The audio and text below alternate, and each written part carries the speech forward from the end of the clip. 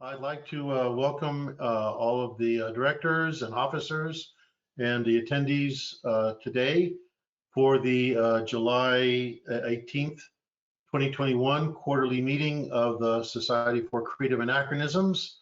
We're going to have we have an agenda that we're going to go through, and we're looking forward to discussing several points, and at the end having some time to answer your questions. But before we begin, I would entertain a motion to actually officially start the meeting. Mr. Chairman, I move that we open this July 18th quarterly meeting of the SCA Board of Directors, accept the agenda as presented, and take agenda items out of order as necessary. Motion by Craig Carter, second by Gigi Colson, and by consensus, we will begin the meeting. First on the meeting, item 1 is establishment of the agenda, which we have already done. Item 2 is approval of the minutes. Leslie Luther Fulton. Mr. Chairman, I'd like to present the April 18th, 2021 quarterly meeting minutes, the May 18th, 21 conference call meeting minutes, the May 25th, 2021 conference call meeting minutes, and the July 9th, 2021 ad hoc meeting minutes as presented.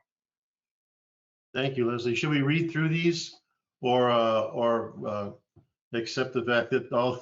Yeah, I'm getting a lot of frowns from the directors. Like, please do not read minutes. We've actually had a chance to review these minutes. We've had them for a couple of weeks now.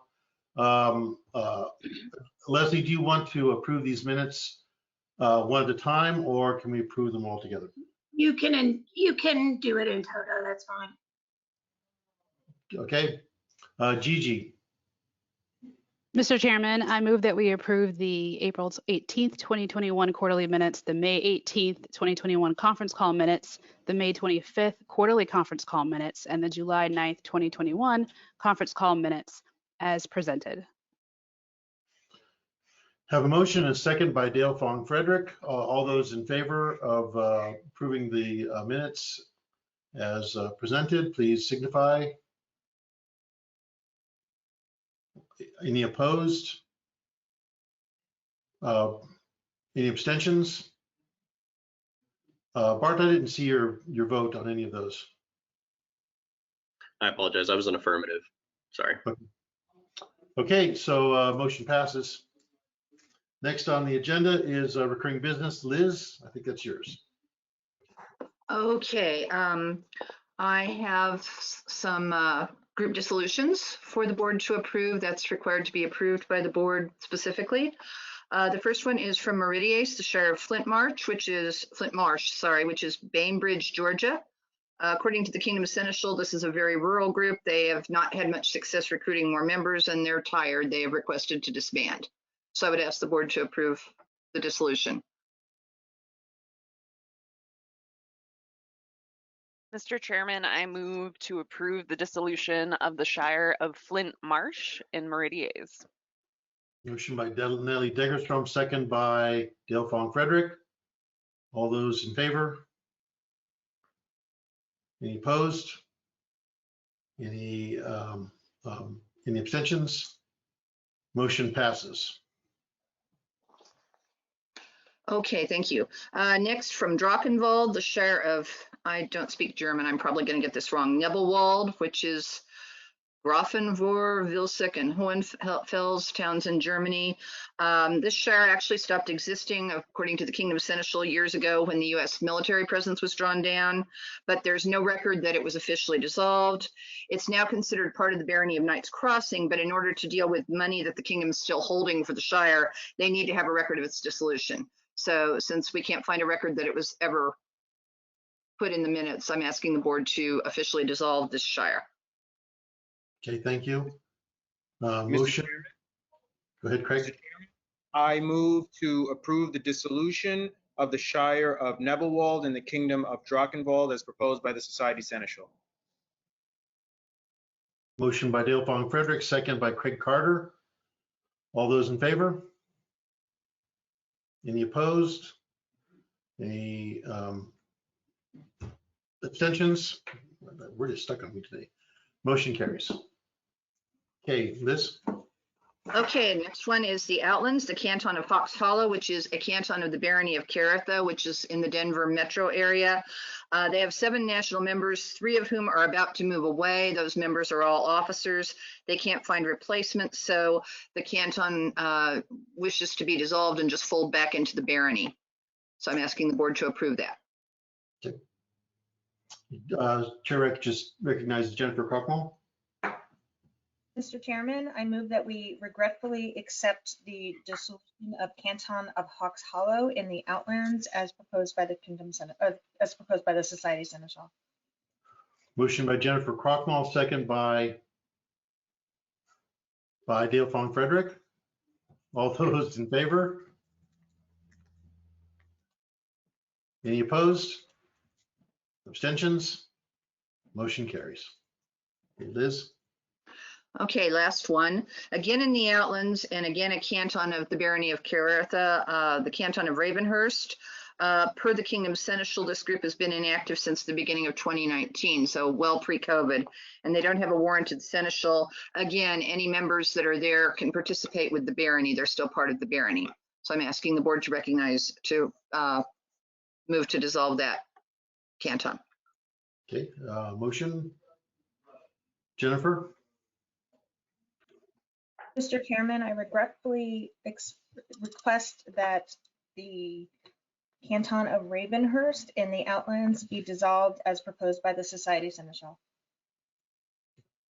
Motion by Jennifer Krockmull, second by Dale Fong Frederick. All those in favor? Any opposed? Any abstentions? Motion carries. With regret, we approve all of these dissolutions, Liz. That's all the reportable status changes that came in this quarter, Mr. Chairman. Thank you. Okay, I see nothing under suspension or dormancy. Should we move on to 3C, the quarterly meeting schedule? Renee. Right. The firmly scheduled fourth quarter meeting is October 24th. The deadline is October 1st. Firm, please.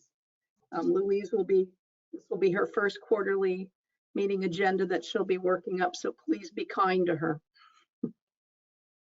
The next 4 meetings for the 2022 are all scheduled to be virtual, but there is discussion about possibly traveling for the October meeting. I would ask that the board accept the dates as presented, and then they can let us know soonest about October.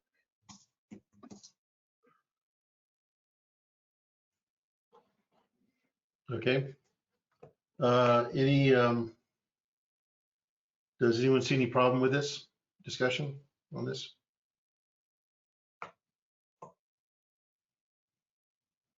Nope. Okay. Renee, do we need to approve these? No, you just need to put them in your calendar, I think. All right. I think that'll work fine. And with the virtual ones, obviously, if something comes up, the date can be changed, but they will be published. So you need to be a little bit cognizant of that. Okay. All right. Well, before we move on, I sort of skipped this, and I think I'd like to go through this before we get too far into it. And that is just a quick introduction for all the people that are here with us today. If we can, let's take them in the order that they appear in the attendees list, which I think is common to all of us. And so that would be you at the start. Bonnie, can you introduce yourself for us? Hi, I'm Bonnie Stringer, known as in society as Marcel Aurelian. I live in the Kingdom of Glenavon. Go Rams.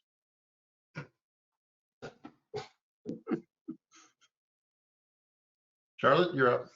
Hey there, my name is Charlotte DeBose. I'm the Deputy Society Marshal for Special Projects. I'm actually here for Ray today. His flight from Ohio was rescheduled and he won't be back or available until later this evening. So you get to see my face instead.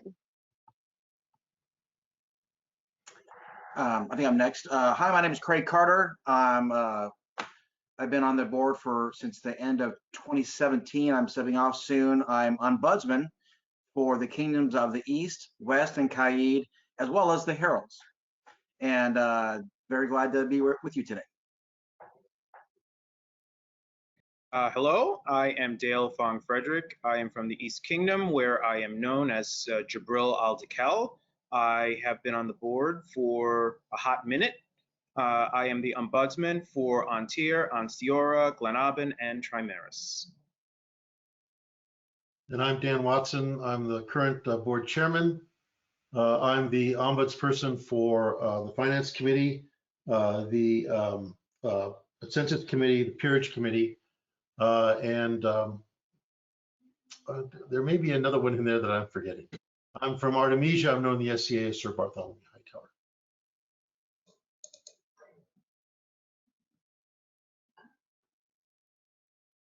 Hey, Ellen, you're muted still. Yep, I'm muted. Sorry, I'm doing what my students usually do.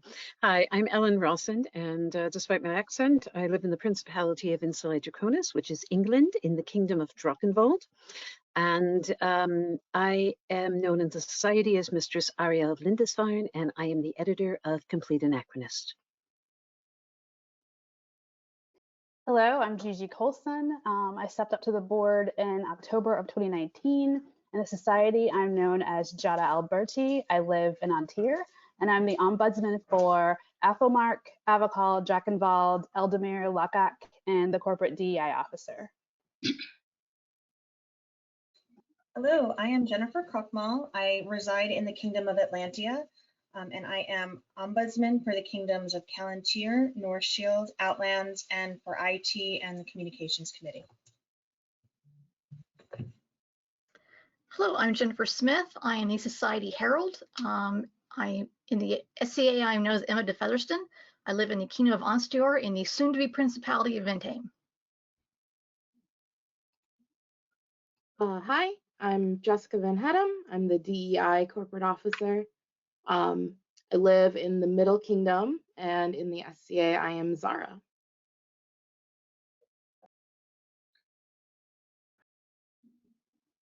Hi, I am John Fulton. In the society, I'm known as Duke John the Bear Killer, and I am the current president of SCA Inc.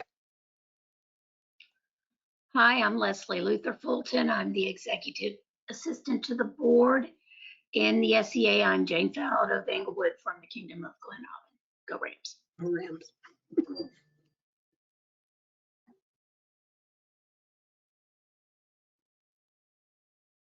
Laura, you're up. Oh, sorry.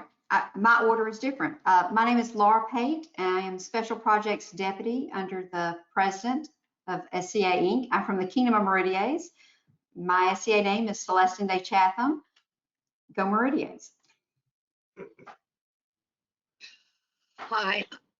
Hi, I'm Liz Schreier. I am the Society Seneschal. In the SCA, I am known as Eliset and Indirmata, and I live in the Kingdom of Calontir.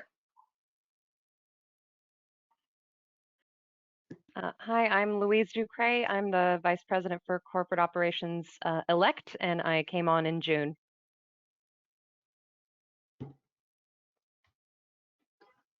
Hi, I'm Mazal Atia. I'm the Corporate Treasurer in the SCA. I'm Alicia Gabriel de Fischer, and I reside in the Kingdom of Glenaban. Go Rams! I love the Go Rams. Hi, everyone. My name's Natalie Degerstrom. I am from the Kingdom of the East, where I live in Maine. If you were to see me at an event, you could call me Saruka. It's a good name. I like it. And I am the ombudsman. I'm a director, obviously, but I'm also the ombudsman for Meridies, Atlantia, and Midrealm, as well as our Marshallet community. And I am Patrick Anderson, legal counsel for the SCA. In the society, I'm Baron Gabriel of Nordskogen. And well, I'm not going to say go Rams or go Flakes. So.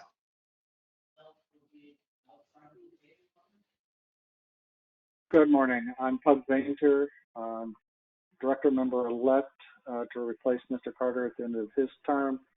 I live in Austin, Texas, which is within Onsteora. And my let me try that again. My SCA name is Phelim Gervais, but everyone calls me Pug. Thank you. Good morning. I'm Renee Signorati. I'm the Vice President of Corporate Operations, and this is probably my 54th board meeting. So go West. 54th? Yeah, count them up. Hey everybody, I'm Bart Regner. In the society I go by Bartholomew of Illyria. I am a director and I'm the ombudsman for Atenvelt, Artemisia, Arts and Sciences, and Publications. Hi everyone, I'm Seth Shepard. I am in the SCA. I am known as Ulrich von Brandenburg. I'm from the Kingdom of Meridies, and I'm the Emergency Replacement Deputy for the Society Seneschal. Please stay healthy, Liz. Right, well, thank you, everyone. One other person attending the meeting with us today is Alfred the cat, but Alfred is a little shy. Every now and then he'll pop up there. Very good, very excellent. Don't know what we do without the cat. All right, and where were we? I think we left off on 3D warrants, LLF. We're going to handle those after the meeting. No, That's correct. sorry, Dan. You still have conference calls and. Well, the conference call schedule. So we're on 3C3. Yep, A and B. Okay. So are those acceptable or? Any objections to the conference call schedule? Liz is waving her hand. Go ahead, Liz. Frantically.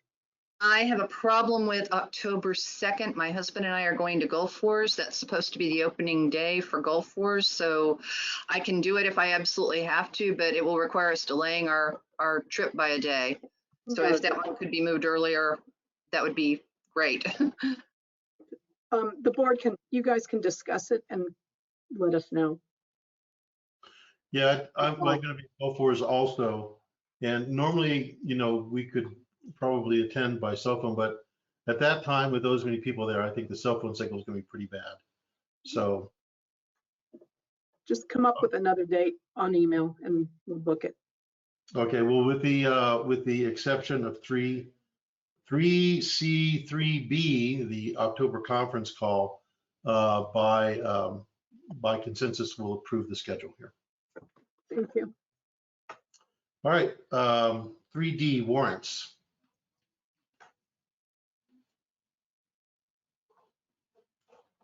You have 3 proposed warrants from your publications manager, and I will forward them to you for review after the meeting.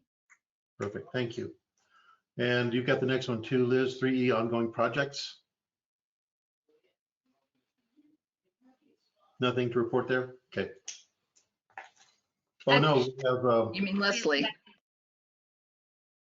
Yeah, it's listed on the agenda under Leslie Luther Fulton, but is there any business under 3E for ongoing projects, board recruiting or board representation?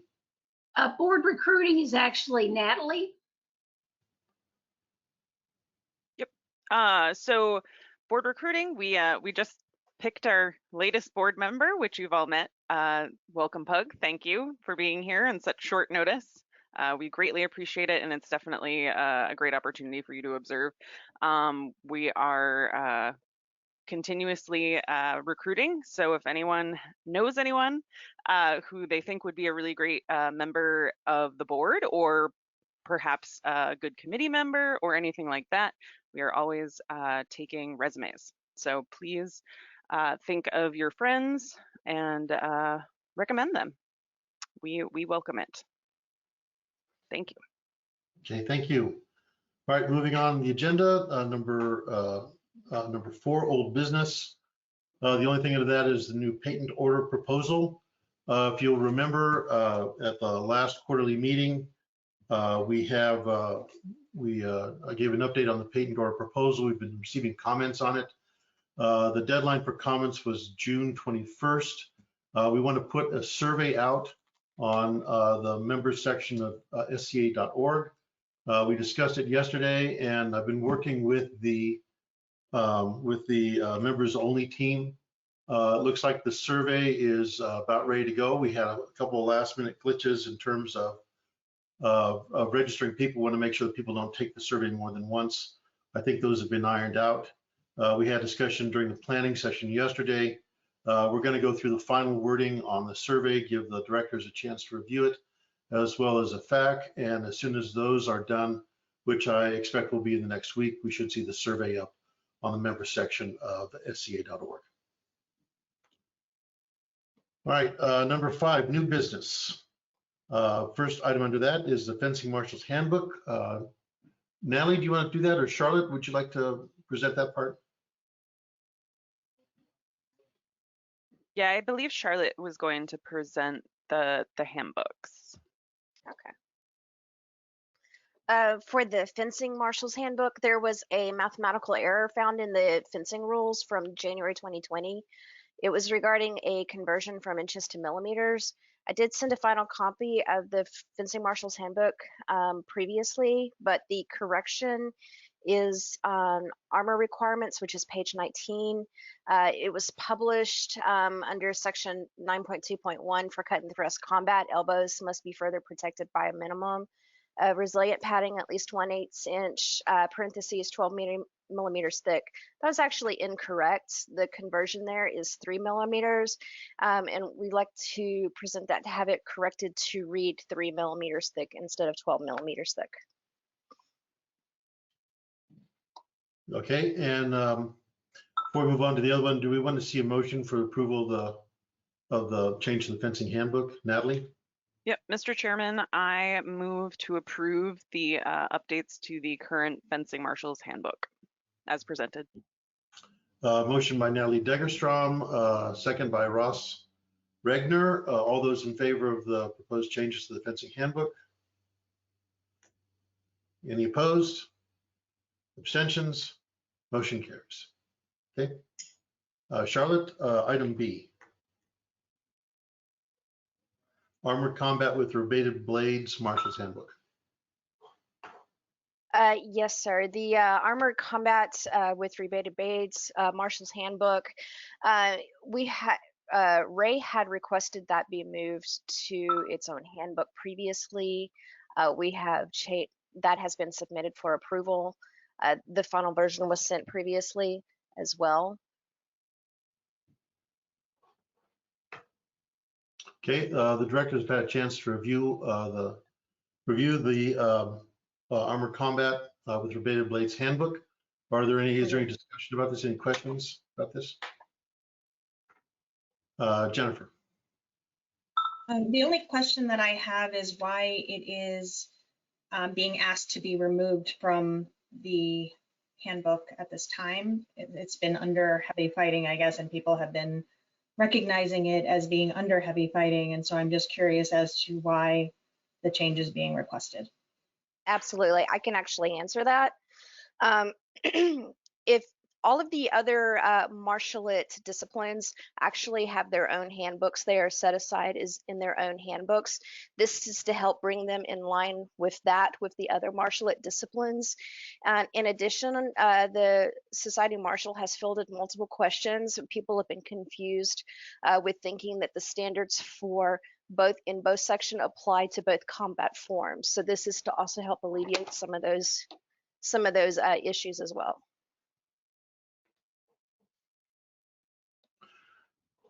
Any other comments on this? Natalie? Dale, did you have a question? I thought you were before me. Oh, okay. I guess if that's the reasoning, is there a plan to pull out combat archery as well? I'll ask Ray. So, Dale, go ahead. Well, now I do have a question. If combat archery has been around a lot longer and it's not experimental, why is rebated steel getting its own manual before combat archery? If we're trying to bring everything in line, then they should all be brought in line together. Mm-hmm. Again, I'll have to ask Ray to clarify those as well. I do know that when he was Marshal-elect, he had discussed it with Alan that the rebated steel needs to be in its separate handbook because many of the requirements for them are different than actual combat, armored combat. of course, it was Alan's prerogative to not do that. Excuse me. Sorry. But I will ask him that as well. Okay, comments from Ross and then John. Yeah, I would say that combat archery definitely falls as a subsidiary to heavy combat because it shares a field, it shares a rule set, and is part of heavy combat. Whereas the armor, the rebated steel combat is a completely different discipline. So it would be in line with having a separate rapier and cut and thrust handbook. So I see the logic behind it and I support it. Thank you. John? Oh, I was just going to basically say this has come up every now and then about combat archery. Combat archery is an ancillary, a part of heavy combat, of rattan combat. Rebated steel is not.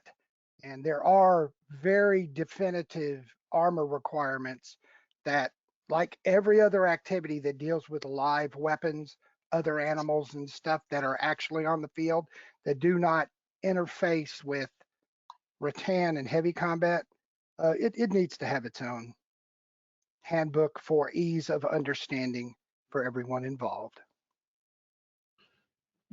I guess I'll recognize myself. One of the problems that arises with this is that we end up under the marshal's wheelhouse, 8 or 9 different handbooks.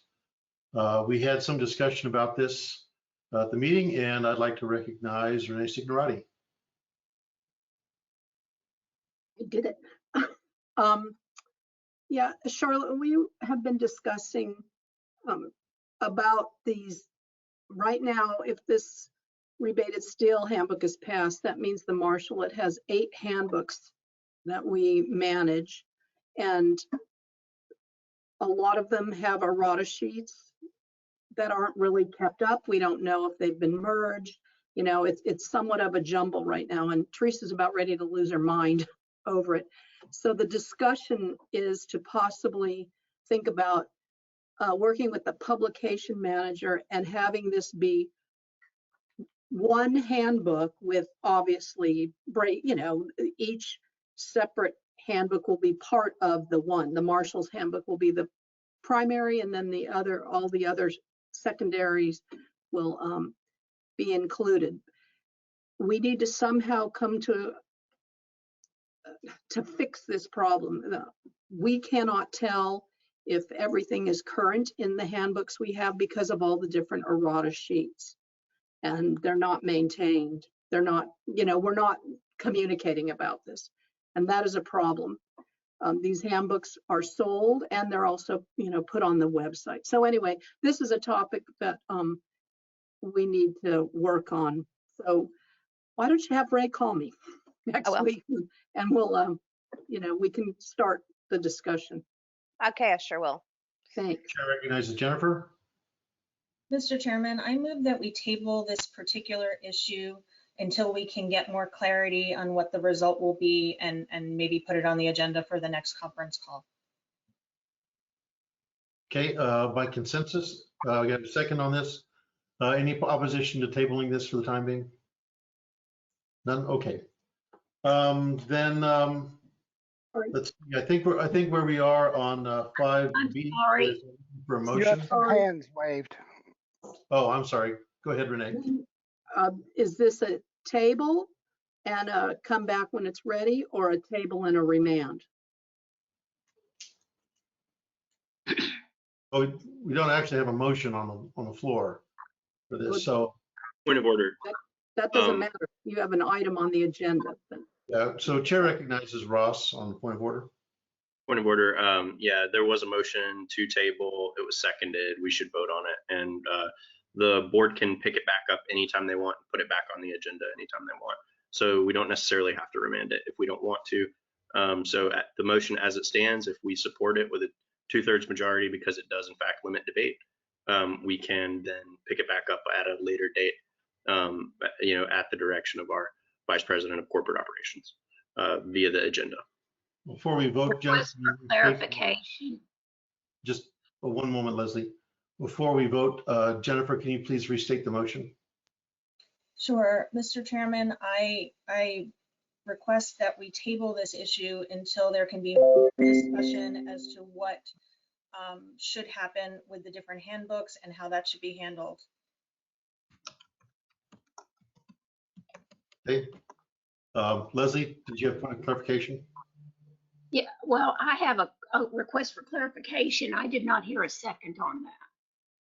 The It was second is Dale. Dale Fonfred. I'm sorry, I still haven't got it. The second is Dale. Okay, thank you. You're welcome. Okay, all those in favor of tabling this issue on what to do with our set of handbooks, please signify by raising hand. That looks like 2/3. Any opposed? Abstentions? Okay, we'll table the discussion. All right, so we're still on, if I remember correctly, we're still on 5B, Armored Combat with Rebated Blades, Marshal's Handbook. We don't have a motion to accept this handbook yet. I thought Jennifer's motion was to table that discussion. It was to table the discussion about the handbooks, and I believe that would probably also apply to C, as that deals with the same issue that Renee had mentioned. Okay, we'll pick this up again at the board's discretion at the next meeting. All right, let's move on to section 6, reports. John, you got the president's report under 6A.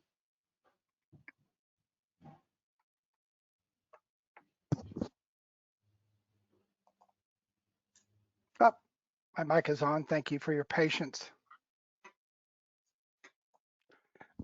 This is the President's Office report for the July 2021 quarterly meeting.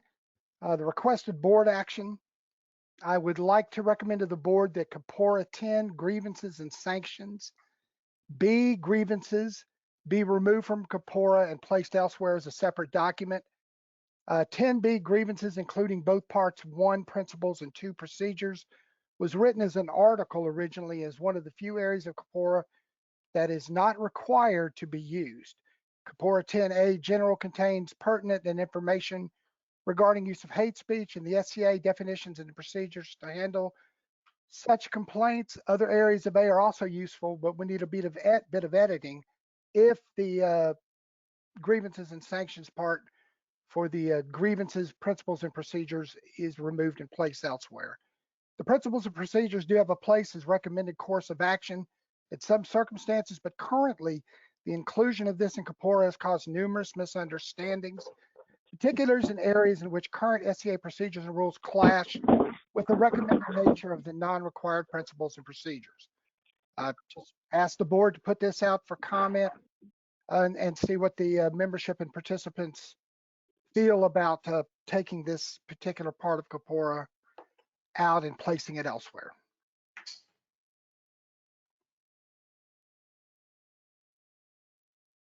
All right, any discussion on this?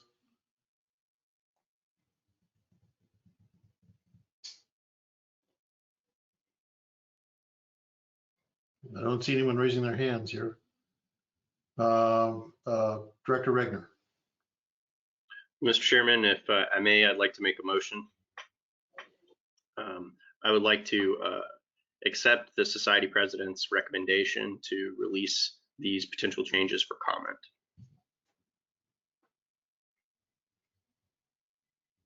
Okay, we have a motion by Director Regner, a second by Jennifer Krochmal. Any discussion on this? So I'll recognize myself. So what is what's the time period for commentary on changes to Corpora? Normally, this will be written up and presented on the website and through all our normal stuff to ask for comments. It'll be 3 months before it can be. Normally, it's 3 months. This is not an emergency in any way to see what everybody has says about this possible change. Then after that, it'll be brought back to the board. The board will receive comments directly about this particular issue. And then after 3 months, after full publication in the newsletters, it'll be brought up at a future meeting if the board wishes to address it, if the comments have been have altered the direction of this in particular. And then the board can decide if they want to remove it and how to make alterations to handle the removal. That can all be worked out. It will take a day or so to prepare this to go out for publication if the board wants this to be open for everyone to see what this might do. Okay. Other discussion? Okay, let's move to a vote. All those in favor of releasing the proposed changes for commentary, signify by raising your hand. Any opposed? Any abstentions? Motion carries. John? Yes, and again, reminding everybody, this is not changing it. This is just putting it out for comment. Policy interpretations, I'm going to mention this briefly because most of this is handled under Liz's, the Society Senechals report. There have been some interpretations and variances issued by our office to help with the resolution that the board put out about the July 1st reopening, and that's it. But that'll be handled more and in more complete nature by Liz. My commendations, I'd like to say thank you to the Kingdom's Crowns and officers, and most importantly, the wonderful participants in the SCA for their dedication and perseverance over the last 17 or so months, and continue to help each other and help keep the concept and enjoyment alive that can be associated with our organization. We are at a point now where in-person events are starting up, and I hope everyone stays safe and healthy. The end of September 2021 will see the retirement of the wonderful Renee Signorati, the SCA VP of Corporate Operations and Member Services, and Teresa Anderson, the most amazing administrative assistant as there has ever been. For decades, these two women have worked to see our organization grow and have helped the corporation and participants in countless ways. There will be more appropriate and better written public announcement in the future, lauding both of them, but I do want to state here that they have saved and helped the SCA through so many issues, problems, and crises it is almost impossible to compile a complete list. They've inspired me constantly, and I'm thankful to have had the chance to know them and learn from their hands. Thank you, Renee and Teresa, much love. And for many years, Kelly McGill, Baroness Heather Shea, has served the SCA in an excellent and steadfast manner. She has been a deputy and huge help to several recent Society Senechals for quite a few years and been a real asset to my office as Society President. Her current position as the first Society Communication Officer is held now. However, Kelly has given a very rough set of blueprints in the beginning and created a much needed office that has proven to be very valuable to corporate and society officers as well to the membership. Kelly's tenure as Society Communications Office ends on April 31st, 2021. Bridget Costello has been named as her successor to the position, but it is hoped that we continue to get a chance to work alongside Kelly in the future. Thank you very much, Kelly, for the work you have done and for your assistance in helping me do my job. My publishable summary just mentions that Louise Ducray, who is on this call, will be our new Vice President of Corporate Operations and Member Services. She is welcomed gladly, and everyone will appreciate her dedicated experience. Right now, she is training with with Teresa and Renee at the office. To let everybody know, we are moving to a slightly smaller office in San Jose, where there will be details of that coming out later. Renee and Teresa and Louise have handled the search. That's pretty much will come up later again. At the time of this report, the SCA is opening up again in North America. My report lists a lot of the the resolutions that are involved with that. If you have any questions about any of the current rules, please contact Liz Schreier, the Society Seneschal, or myself as the Society President. The Amazon Smile continues to help the organization. The last quarter, the Amazon Smile program donated $2,627.94 to the SCA general funds. And that's about it for that. The travel, I will be traveling soon, sometime in the fall. I have not worked that out yet. And that ends my president report, Mr. Chairman. Thank you very much, Mr. President. Information technology, Rusty Rusty's not here with us today. Is someone going to present his report?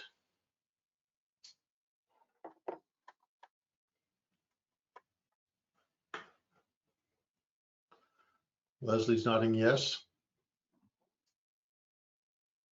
I was nodding yes at John. Oh, well, thank you. He's not under my office, but sure. Give me just a second. This is the SCA Vice President, Manager, Information Technology, Aaron Lloyd Rusty. As he is known for this quarter, he has no requested board actions. He has no policy interpretations, new policies, he has none. Commendations, he please send my warmest thanks and commendations to Renee Signorati, Teresa Anderson, Dave Dubray, and Marla Lesson for their valuable day-to-day work to help keep our technology and associated services running. Please all commend Patrick Anderson and John Fulton for their invaluable counsel over the last quarter. His general status report is about the same as his publishable summary, which is technology in the SCA continues to move forward. We have been assisting our officers in the most efficient use of technology in the SCA and welcome new officers to the SCA as well. We also have been reviewing our policies to ensure they are up to date and assisting corporate officers in evaluating policies as we move forward fully toward reopening. His office and others continue to look for ways to lower costs and improve support, technology, and functionality for our corporate officers and members in a variety of ways. Chairman Watson, that is the VP of IT Technologies report for this quarter. Thank you very much, President Fulton. Next on the agenda is, I lost my place here, the Society Communications Officer. We have no report that's listed for that. So we're going to move on to 6A3, the Social Media Officer. Bridget, I think that's your wheelhouse. Thank you very much, Mr. Chairman. Apologies for my being late.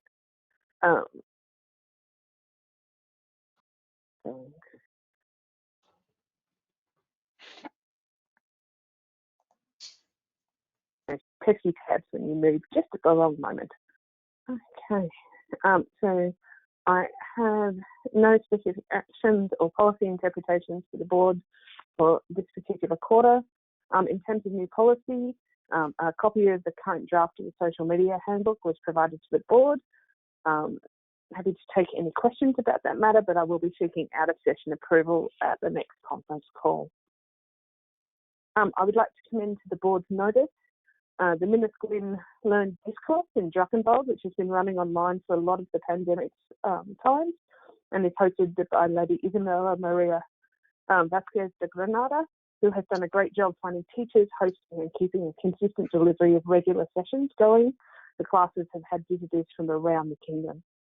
All of our people who have learned new technical skills during the course of the pandemic, whether it is graphic design, search engine optimization, online teaching, moderation, video content creation, our known world is immensely more connected and accessible as a result.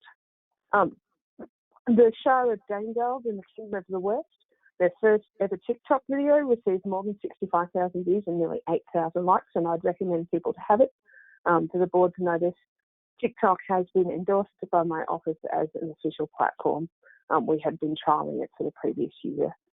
Congratulations to the Kingdom of Atlantia's Crown audiovisual team. They did an amazing job.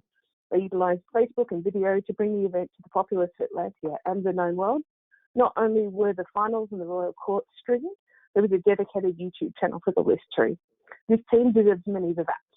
Many thanks to Lady Marguerite Honoré de Chenay, Mistress Eldred of Hubbardston, Lady Ori de Boer, Master Eldred Alfred, Baroness Sophia de Orange, Baron Linery and Baroness Letitia of Lochmere, and the Kingdom Webmaster staff, Master Malkia de Graaf, Lord Elfrin, and Baron Cormac. Apologies for any names I mispronounced. Sir Tiberius, King Seneschal of Caid, for his continuing excellence in communication and outreach in his role. All of those involved in the development and delivery of Collegio de Iberia No. 2, a truly remarkable event which was supported by strong social media strategy and engagement. Maestro Ilidor de Barregrain, King and Seneschal of Athelmark, for continuing to provide communications to the populace in a range of accessible formats. I'd like to pass on a big thanks to my deputy, Sarah Chapman, who has done amazing work in the last couple of years supporting this office. Sarah's brilliance has been recognised by her employer, and as such, she is departing the deputy role to take up greater professional obligations. She will be missed, and she remains awesome and a spectacular force for good in the social media industry. I would like to commend the crowns and officers in the known world who never anticipated the need to become comfortable presenting in an online format and have risen to the challenge with great success. Liz, John, Renee, Jessica, Maya, Leslie, Marla, Gigi, Ross, Kelly, Patrick and Rusty, thank you for all that you do. A big thanks to everyone participating and facilitating our online events, including our event stewards, moderators, teachers, performers, promoters and all other members of the populace. With regard to general status, we have seen a small dip in performance in terms of engagement across social channels this quarter. Elements of this are related to pandemic fatigue and in offices and the known world populace. Strategies to address this are in place, and it is anticipated that with North America-based kingdoms returning to face-to-face events where safe and possible, fresh content should assist in driving ongoing improvements. Content creators at the individual and group level are assessing their outputs with changing priorities to see what will suit them going forward in terms of regular outputs, reducing their content or gracefully retiring. I'd just note that the Known World Entertainment Guide has just done its final graphic calendar. That's been a great use of the populace.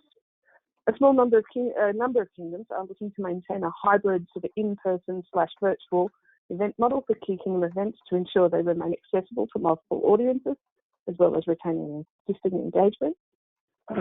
While some factors in the policy release were unavailable, lessons learned were identified and have been incorporated for future releases. Positive feedback was received from multiple sources on frequently asked questions document and the information session that was held online. Feedback from the Society Central and SCA Legal has been incorporated into the draft handbook that's attached to this report. The office is expanding to meet the growing needs of the Society. Deputies are being sought for a range of functions to assist with content creation, support active engagement and retention strategies. All of the DEI videos are now available on our YouTube channel. Thanks to Domina Fury and Maxima for her work to support this project. Similar to the summary page for behavioural policy, we are working with the SCA or webmaster for a talking SCA page to provide a single point of reference for SCA social channels. The office is continuing to support SCA and other society offices with social media support and advice, and increased focus on onboarding new SCA Inc. officers, board members and society officers in terms of social media use is anticipated. This quarter is bringing with it change. Plans are in place to complete current projects to free up space for the opportunities which are arising from the new face-to-face events in our largest member demographics. Dormant social media channels actually have the potential to damage participation engagement. My office is working with society officers to ensure we are keeping them supported in keeping their pages active. And we've now seen more than 31,000 users of the MySCA hashtag on Instagram. It continues to grow and is now a unifying tag against across multiple platforms and channels. Moving to our publishable summary, every single participant of the SCA is a potential chatelainer and ambassador in the online world for the SCA. You will never know who you inspire to join, take another look, try something new, or learn something more about the pre-17th century world. Thank you and keep up the great work. We continue to expand and connect. Kingdoms are using skills learnt during the height of the pandemic to expand their audiences and connect with potential new members and those who may have been unable to participate previously for a range of food editions.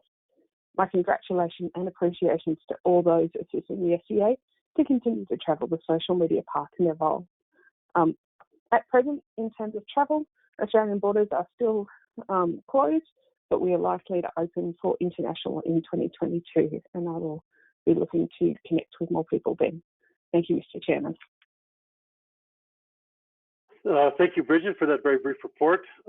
We look forward to on the board a final version of the social media policy for final review and approval at the conference call, next conference call. When is it? August? In August. Thank you very much.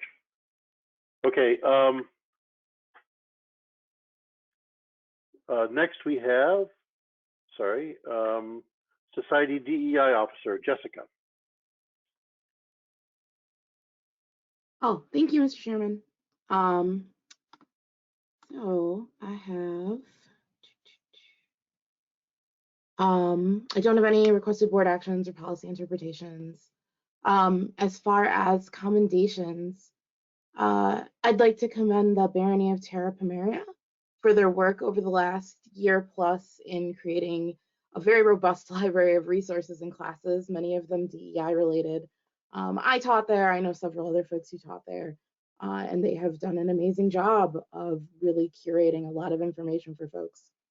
To everyone who's helping with the transition back to in-person events throughout North America, thank you so much. I know how much work it is. It's very appreciated.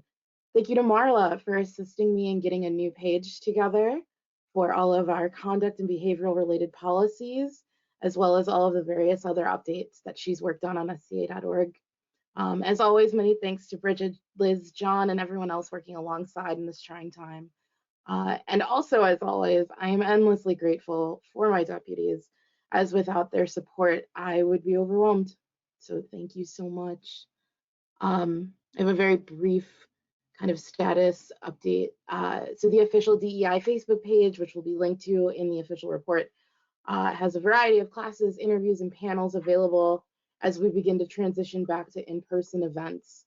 I will continue to produce digital content even as we are teaching in person. And I'm still accepting suggestions and recommendations for topics that folks would most like to see explored. All of the DEI videos have also been uploaded to the SCA YouTube page.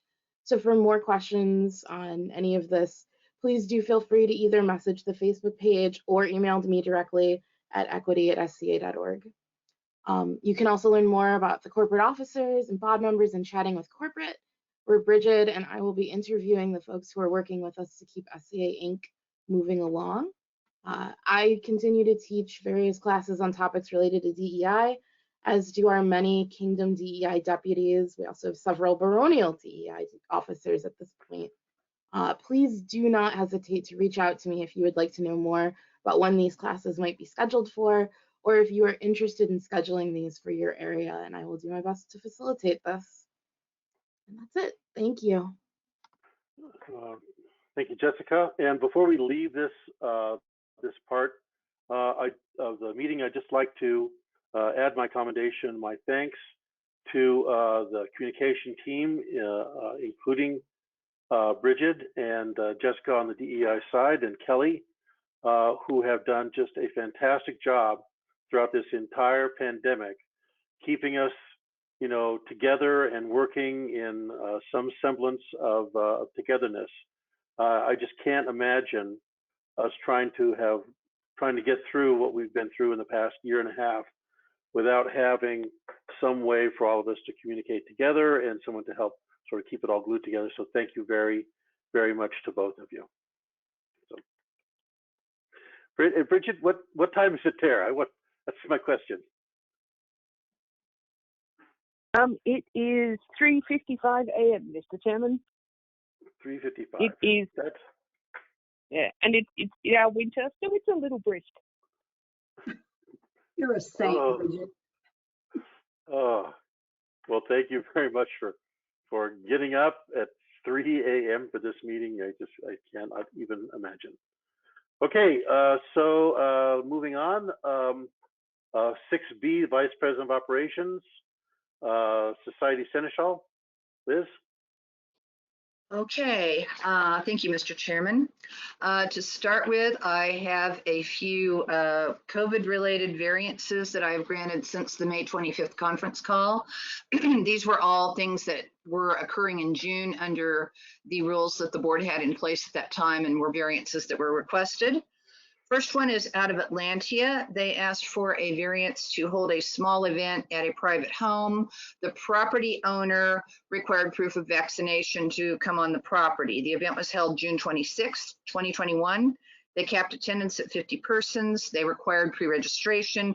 The homeowner is not in the SCA. They're a family member of the local baron and baroness who occupy the property. The homeowner, they followed every restriction, everything we had. The homeowner employed an SCA individual who was not an officer to be responsible for checking proof of vaccination, and they created a contract with the local group to this effect. I approved the variance because it followed the strictures the board had said they wanted for if a site required vaccination proof. So I would ask that the board approve that variance. Mr. I think we need a Chairman. motion to do that. Very good. Mr. Chairman, I move that we accept this variance from the Kingdom of Atlantia as presented by Liz, or by our Society Central. Motion to uphold the variance, second by Craig Carter. All those in favor? Any opposed? Motion carries. Liz? Okay, second one's also out of Atlantia. I granted a variance at the time that their coronation was held on June 26th. The board had a required cap of 150 people on events. They requested that it be increased to 200 because it was a coronation. I granted that because coronations are a little bit bigger deal, and it was only a few days before that restriction was going to be lifted anyway. All the other board restrictions that were in effect during June were to be followed. The state of North Carolina, where the event was held, had lifted all their size restrictions in mid-May. So it did not violate anything local that was being required. I would ask that the board approve that variance. Mr. Chairman, I would like to move to approve the second variance from Atlantia, affording them 200 people at their coronation. A motion by Director Degerstrom, second by Director Fong Frederick. Any discussion? All those in favor? Any opposed? Abstentions? Motion carries.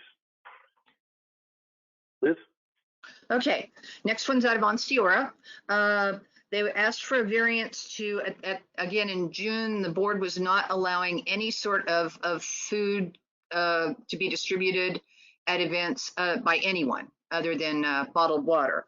The variance that they asked for was to allow, there was a memorial that was held by a private individual at their Queen's Champion Rapier tournament on June 12th. The memorial was for Master Tivar Moondragon, who had passed away in the past year. And the person holding the memorial wanted to distribute some commercially purchased, individually packaged cookies that were apparently a favorite of his as part of the memorial service. They weren't going to be distributed by an officer. They were going to be distributed by the person holding the service, and all the other restrictions that were in effect during June, including being stationary and socially distanced if you chose to eat the cookie then, were to be in effect. So I granted that variance. I would request that the board uphold that. Chair recognizes Dale Fong Frederick.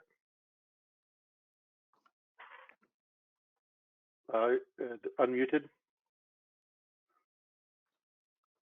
Drat.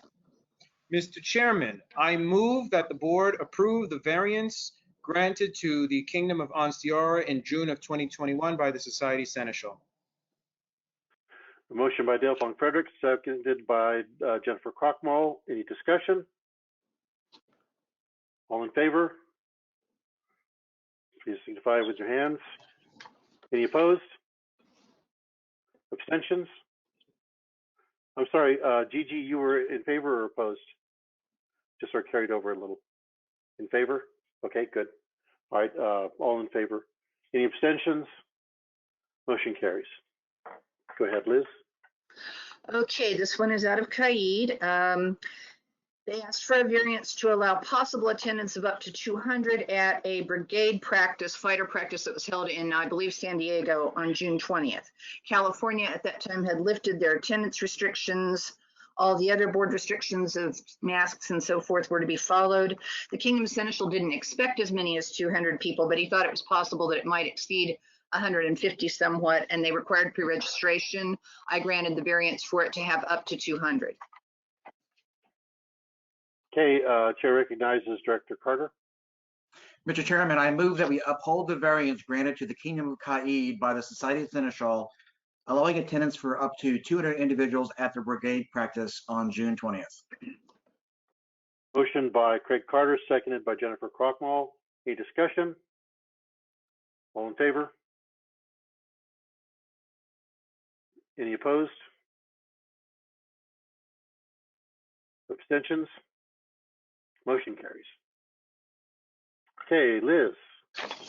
Okay, I would ask the board to approve the variance to the board resolution in May 25th that John Fulton and I issued on June 17th. This was regarding pre-registration requirements for North American events and was to take effect July 1st, 2021.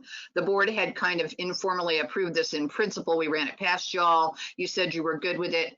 Basically what it is, pre-registration is no longer required, but anyone who attends an SCA sponsored event in North America, to include meetings, fighter practices, arts nights, anything like that, needs to be signed in on a roster prior to entering the event, basically at gate or at the entrance point. That can be a roster sign-up sheet, but they need to give a modern name and some method of contact, email, phone number, whatever they want. The purpose of this is so that if a person should find that they had COVID, or it was reported that they had COVID, that information could be turned over to local authorities if they came looking for it, so they could do contact tracing. Those event rosters are to be kept by the local seneschal, or the kingdom could come up with another way for like 60 days and then shredded or destroyed in some fashion. Kingdoms and groups could still require pre-registration if they want. It's just no longer required by society. I would ask the board to formally approve that. Chair recognizes Director Fong Frederick. Mr. Chairman, I move that the board approve the variance issued by the Society President and the Society Seneschal on June 17, 2021 regarding the pre-registration requirements for North American events. Motion by Dale Fong Frederick, seconded by Jennifer Krochmal. Any discussion? All in favor? Any opposed? Abstentions? Motion carries. Okay, Liz, one more, I think. One more variance, yeah. This is non-COVID related for a change. I granted a variance to the East Kingdom. The Shire of Le Dragonnet, which is in Canada, has had too few members for several years. Now, the East Kingdom has extremely specific laws regarding branch pollings for any sort of status change. But since there are only 4 paid members and they're in Canada, which means mailing is more complicated, they asked permission to conduct a polling via a secured verified online means rather than mailing, to ask those members if they prefer to dissolve or to become part of the adjacent barony. So it's a variance to their kingdom law, and I granted that variance. I would ask the board to uphold that. Chair recognizes Director Carter. Mr. Chairman, I move that we uphold the variance issued by the Society Seneschal granted to the East Kingdom regarding the conducting of a polling via online means within the Shire of Le Dragonnet. Motion by Director Carter, seconded by Director Krochmal. Any discussion? All in favor? Any opposed? Abstentions? Motion carries. Okay, Liz. Okay, I had a policy interpretation this quarter. I was asked for a corpora interpretation on whether the rulers of a principality can sanction their subjects and what sanctions were available to them. And my interpretation is that looking at corpora 4E3, which deals with limitations on royalty, and corpora 4H8, which deals with the coronet of a principality, the rulers of a principality can issue certain sanctions only if they receive prior approval from their crown. They can do a banishment from the royal presence of themselves, or they can do an exile from their own principality. If it's an exile issued by principality royalty, it only applies within the principality, not the entire kingdom. Banishment from the presence would apply wherever the principality royalty were, because that's just a requirement to avoid being near the royalty or interacting with the principality royalty. And since higher sanctions have historically carried with them the prohibitions of lower sanctions, an exile from the principality would also prevent the sanctioned person from coming into the coronet's presence if they were all at an event outside the principality. It wouldn't preclude them from attending that event because it's outside the principality, but they couldn't go near the royalty. I also, let's see, since they have to get prior approval, it's going to last for the duration of the issuing coronet's reign. If the crown of the kingdom changes during the principality reign, for example, I'm prince and princess, I do a banishment or an exile, and then my kingdom has coronation somewhere before my reign as prince and princess ends, they don't have to, my ruling is that, my interpretation is they don't have to get permission from the new royalty. The royalty that they originally got, the crown that they originally got permission from still stands. Principality royalty may not issue a temporary removal from participation because that's a ban on all your society participation everywhere. If a TRP is considered necessary, it needs to come from the crown and the kingdom seneschal. An exile would of course have to be reviewed by the board just like it does if it comes from a crown. So I'm requesting that the board uphold that corpora interpretation. Chair recognizes Director Fong-Frederick. Mr. Chairman, I move that the board uphold the Society Seneschal interpretation of Corpora 4E3 and 4H8 as presented. Thank you. Seconded by Director Carter. Any discussion? Ross Barton. What are the far-reaching implications of establishing this as an interpretation and precedent? Well, basically it establishes, there have been coronets that have already issued banishments from the royal presence. This has happened before. There's been precedent for that. I was asked what beyond that basically they could do, and my ruling was they could do an exile from their own principality. So that means that if they feel like somebody has transgressed badly, they can say, you can't come to events in our principality for the rest of our reign. That's essentially the main thing that it clarifies, I think. Thank you very much. Other discussion? All right, let's move to a vote. All in favor of the motion? Any opposed? Abstentions? Motion carries. Okay, Liz. Okay, new policies. After consultation with the president, with in-house legal counsel, Patrick Anderson, and with the communications director in the society, the social media officer, I issued a policy regarding youth participation in virtual or online events. Do you want me to read the whole thing or just summarize? If you could summarize, please. I will try to summarize. Okay. There's no way to guarantee, we have a 2-deep policy for youth activities normally in the SCA. There's no way to guarantee adherence to that during a live virtual or online youth activity. So live virtual activities for youth, specifically for youth, are not sanctioned by the SCA. If it's an online activity and it's billed as a youth activity, it needs to be asynchronous, has to be recorded in advance, posted, made available somewhere. Any instructional videos that are posted to an official channel that are for youth, I'm going to stress that repeatedly, it's for youth specifically, have to be previewed and approved by either the Kingdom Seneschal or the Kingdom Youth Officer. They can't contain instructor contact information. They can't, they also have to follow any, if they're posted on, say, the Kingdom's YouTube channel, they have to follow YouTube specific rules for things that are, they have specific rules for things that are advertised for children, for instance, that would have to be followed. Youth are not prohibited from participating in general purpose online activities. For those events, like if your kingdom has a university that's not that's virtual, but it's not specifically geared towards children, and the classes aren't, you know, their class is not advertised for children, they can participate in that. Their parents or guardians are fully responsible for ensuring that their child is safe, for overseeing the activities. If the board approves that, I will add that to the appropriate section of the Seneschal's handbook. Director Fong Frederick. I move that the board approve the policy of the Society Seneschal regarding youth participation in virtual or online events as presented. Okay, motion by Director Fong Frederick, second by Director Krochmal. Oh, sorry, Natalie. Any discussion on this?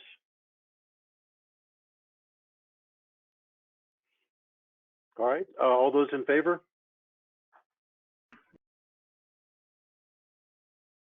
Point of order, I think Director-elect Pug would like to ask a question. Thank you. I wasn't sure if I got my hand up. This says for the Kingdom Seneschal or Youth Officer when it is a marshalate activity, such as online Pell work or other things. Would that to go to the Seneschal then? I hadn't thought of that, but I would say, yeah, the Seneschal, the Kingdom Seneschal as the legal representative should be the person who, you know, looks it over and says, yeah, that's okay. Thank you.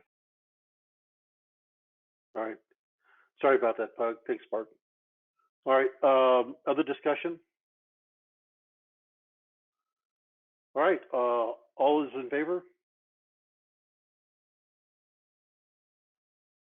Any opposed? Abstentions? Motion carries. Okay, Liz, is that it? Nope. That's all the action items. I want to thank you for summarizing the youth policy. It was a good job on that. I tried. Okay, commendations. I would like to commend Larry Tremblay, Master Lars Eriksson, who stepped down May 1st as Eldermere's Kingdom Seneschal. This was another instance of my getting to work for a while with a friend. Larry worked to keep his kingdom engaged during the COVID pandemic and responded promptly to the few issues I had that needed attention. It was a pleasure to work with him, and I wish him a pleasant and peaceful retirement. I would also like to contend Bethany Mainville, Mistress Rowan Blackmore, who at this point has stepped down as Atenveld's Kingdom Seneschal. Bethany managed a kingdom while being also a frontline worker during the pandemic, and that cannot have been remotely easy. I thank her for her work and wish her a pleasant, peaceful retirement as well. Finally, while they will still be around for a few months, by the next quarterly report, we will have ended an era. Renee Signorati and Teresa Anderson have kept the corporate office running and many of us sane for years. I regret that I've had very little contact with Teresa and little chance to sample what I'm told is her renowned cooking, but she has always been prompt and wonderful with any needed information. As for Renee, I don't have the words. She was helpful when I was a Kingdom Seneschal. She was wonderful to work with when I was a director, and she's been a godsend to me in the last year or so as I've settled into the Society Seneschal position. Thank you, both of you, for everything you've done and been for the SCA for so long. And I have some commendations from other officers. From the Society Shadland, I am very impressed by the work that Margaret Ladd has been doing as Atlantea's Kingdom Shadland. From the Artemisia Kingdom Seneschal, I would like to put forth for commendation the name Duke Sean Kilpatrick, who has been holding fighter roundtables via Zoom every week. He has also been teaching how to fit kirtles, setting in sleeves, and making tunics. Duke Sean has sat the thrones of Artemisia several times. I'm going to add that he just won their crown tourney a couple of weeks ago, so we'll be setting the throne again. He is easy to talk to, has a love of the SCA, and helps those willing to learn. From the Atlantean Kingdom Seneschal, in reference to Duke Anton and Duchess Lunid, who just stepped down as their COVID crown, I commend them to the BOD for their extraordinary service, commitment, and leadership for the past year.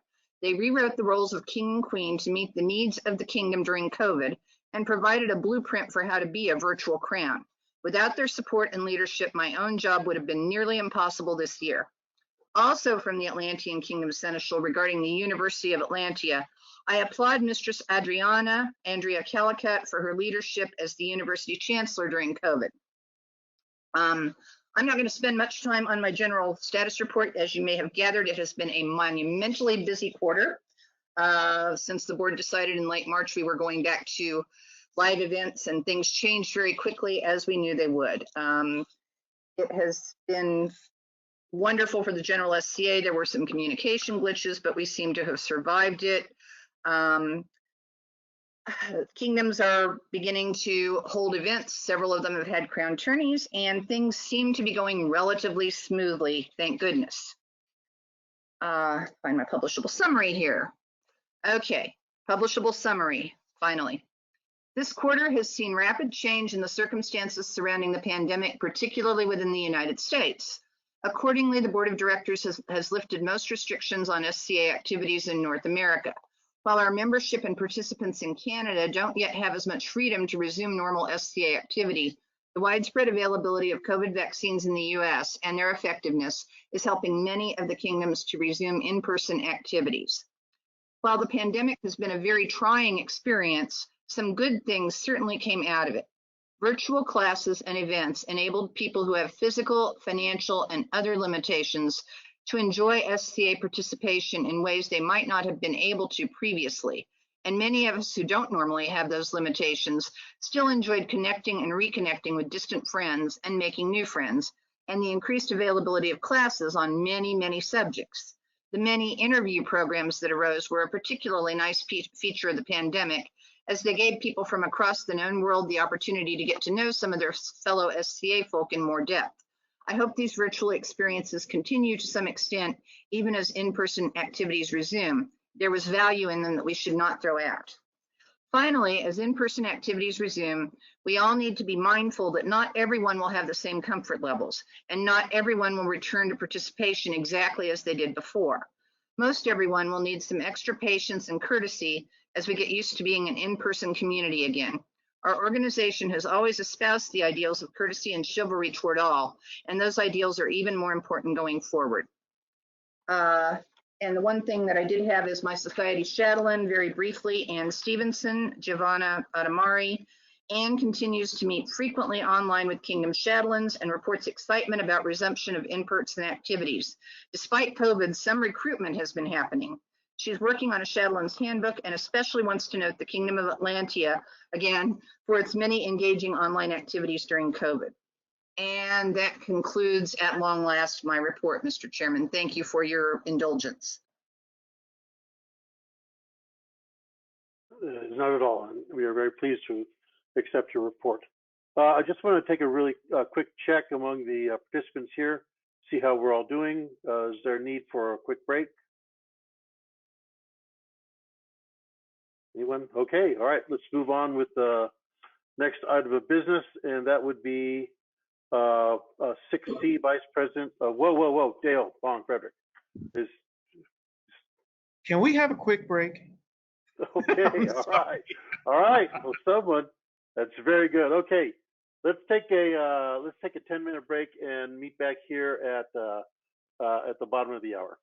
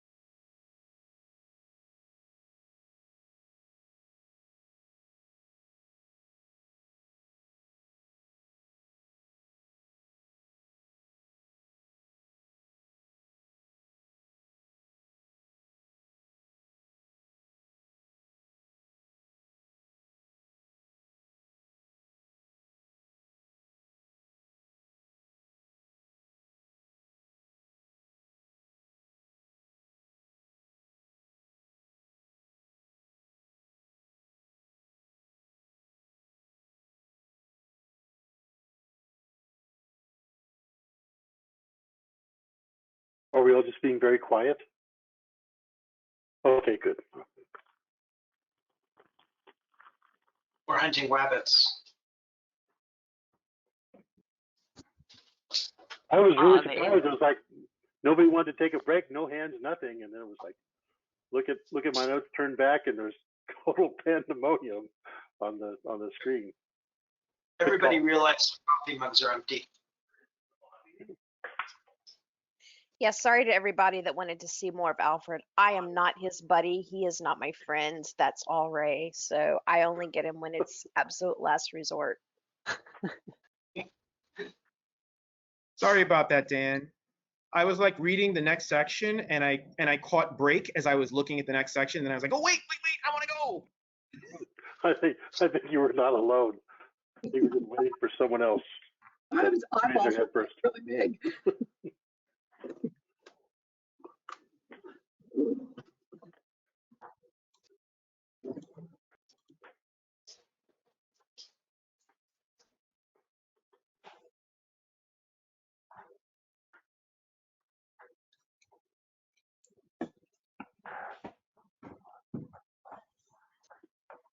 Wait a few minutes for everyone to get back here, and then we can start up again.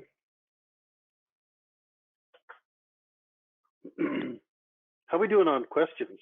Who's monitoring that? None. I've been questions? watching. None. Okay.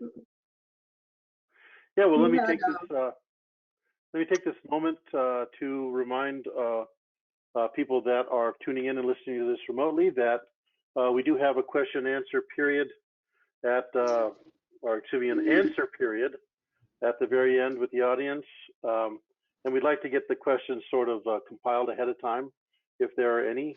We'll take a really quick break at the end of our agenda and then go over those, make sure we all have our heads on straight, and then come back and talk about some of the topics that are there. So if you have a question or something you need to know, then please feel free to drop that into the chat, and we'll pick those up and compile them for potential answering at the very end of the meeting. Okay, well, Jessica's still paused, but I think she's given her report, so why don't we go ahead and continue on? If I remember correctly, we are on the agenda 6C, the Vice President of Corporate Operations. Staff reports to accounting reports. Renee, that would be you. Yes, sir. And I do need to offer a correction. I said 54 meetings. It's Patrick corrected me. It's about 120 meetings. So there you go. Anyway, I have no request for board action, no policy interpretations, my commendations. The list is huge after 41 or so years. I'm going to try and do this. To every member that I've had the pleasure of working with and helping, to every officer and board member that served with your heart, I commend your dedication to the organization. No one office or officer is bigger or more important than another. Without each one of you, there would be no SCA. Regardless of where we all are in our private lives, our need for each other will always be there. Each one of you is important and an integral part of the organization. Your passion and kindness has always been a testament to everything that is good about the SCA. Okay.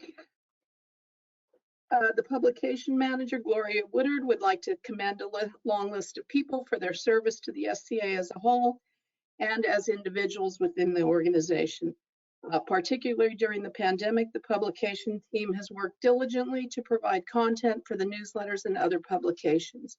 Thanks in particular to the Society Chronicler, Mistress Ariana Stefana Falcone, Stephanie Seitz, TI Editor, Master Riordan McGregor, Darcy O'Neill, and CA Editor, Mistress Ariel of Lindisfarne, Ellen Rawson, for their difficult work they have done to support the SCA publications during the information drought of 2020-2021.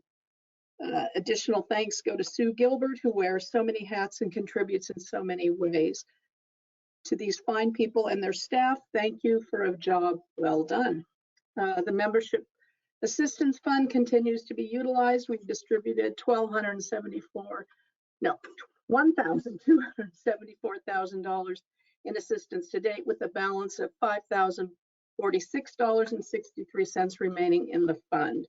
These funds are set aside for anyone that could use a bit of help maintaining their membership. We encourage anyone who wants to maintain their membership but needs a little help to contact us.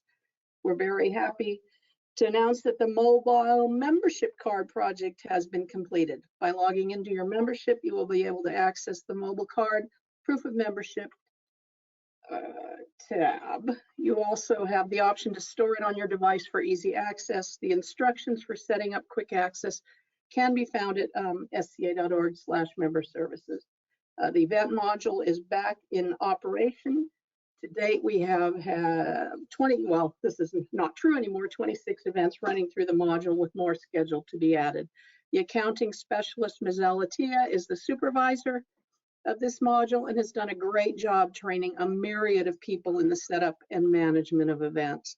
The corporate office will be downsizing its office warehouse space by about half in the next few months. There should be no interruption in service just during this time, as Teresa and I will maintain the current office while our replacements, Louise and Natalia, set up their own space. Once everything that needs to be moved over has been completed, then Teresa and I will begin the shutdown of our current office. God. Finally, I'd like to say that this has been the best job I could have possibly had. It's been interesting and enriching the entire time. Leslie, finish it for me. I can't do it. Okay, I'll try. Even in the worst of times, and there's been a few, I never once wanted to leave or give up. It all worked because of the teamwork that I shared in. Thanks to everyone for the opportunity that you gave. I can't do it. There's one more sentence someone else has to do. Oh. Moving forward, please give Louise time to settle in and get to know the SCA. I'm confident that she will serve you all well. Amen. Okay. Don't.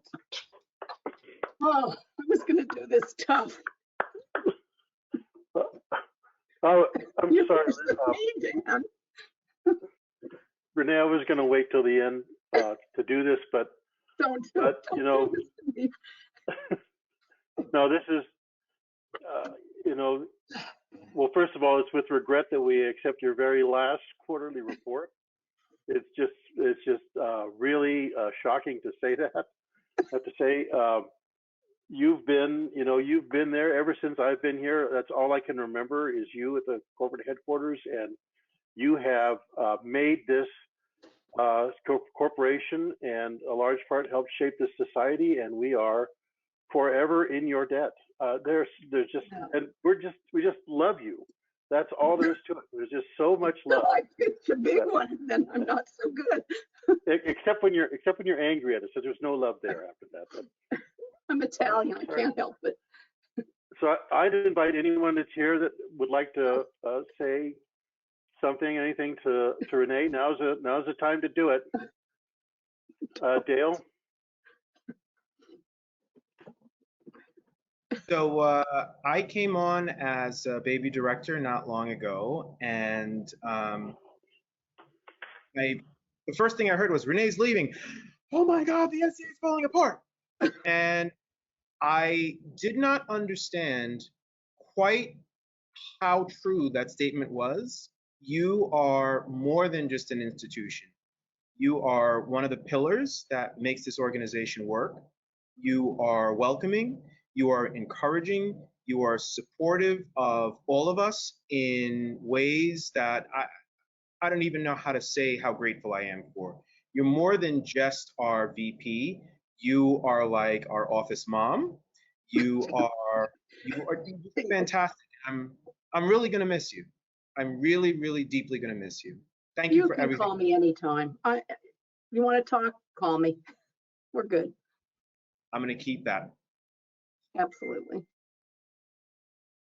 Well, and to anyone that's out there listening, if you wanna drop something in the chat, Renee is guarding this, so this is a good time to tell her exactly exactly what's on your mind. Chair recognizes Ross Regner. I just want to say I've always admired you. You're never afraid to speak truth to power. One of your great superpowers is candor, and I love that about you. And I'm going to miss it. And I hope that we all remember to be that straightforward with everybody moving forward. And I really would love it if moving forward, the SCA would call the assistance fund the Signorati Fund. No. That sounds like a wonderful idea, and I'd support a motion to that effect. Oh, God. Mr. Chairman, I move that we name the assistance fund the Signorati Fund. Seconded Second. by everybody else. Is there, we're not even going to discuss this. All those in favor of this? Aye. Any opposed? Go ahead. Or not? All right, Leslie, this motion passes unanimously, and I also have exercised my option to vote on this. Renee, like I don't know what we're gonna do with that. I don't know how we're gonna make it through, next week. You'll be fine, Louise. We'll do a good job for you. I'm trying to unvacuum my entire brain here for you. Okay. And while we're on this, I'm sorry, just a little break from the meeting. I also really would like to commend Teresa Anderson for the diligent and incredible work that she's done. She works sort of in the shadows. We don't get to see her as much, but she has been there also for decades. And it's really the ending of an era here. And like Dale, I was like, the sky is falling. How are we possibly going to survive? But I think it's a testament to both of you that we are going to survive this, that we have a good plan, we have good people in place, and we have a way to move forward. And so we can do that without fear. And I'll be happy to supply a written statement for the minutes, Leslie, to this effect, so that we can commend both of these incredible individuals. And Renee, I also want to ask if you can give us a little more details about the process of finding a new office and what those are. I'd love to hear them. I'm sure a lot of people out there would love to hear them also. Okay, well, on Thursday at about 3:30, we finally signed a new lease. It was a nightmare. Because we have what's called a flex office and we were downsizing, we had a really difficult time finding another office. We have 3,200 square feet. We're going to about 1,800 square feet. So it was hard. We had a wonderful broker in the end who really stepped up for us. So we are, we're going to save about $2,300 a month. And I was able to negotiate an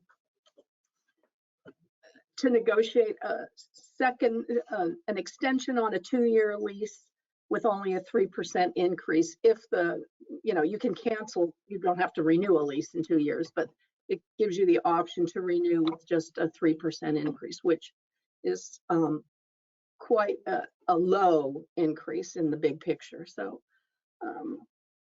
that's it. We'll be moving. We get early access August 15th. They won't charge us till September 1st. So we'll have 1 month of paying for 2 offices. The lease here is up on the 30th of September. So we tried to juggle it and it kind of worked out. So. And the just in round figures, the savings cost per month should be about? I can give you the exact. It will be $2,983.11 a month savings. So $25,000 a year. $1.78 per square foot. And that's over $34,000 or so a year. Correct. Mm-hmm. And this is an effort that's pretty Herculean in nature, finding a new office space and downsizing to the point where we can do this. A lot of things had to be put in place before we could make this happen. So well done on that. Thank you. Thank you. All right. So next we have Renee. Do you continue on? We have stat reports and accounting reports. No, you don't. We're good with me. Now I'm going to move to TI. And Darcy's okay, TI. Okay.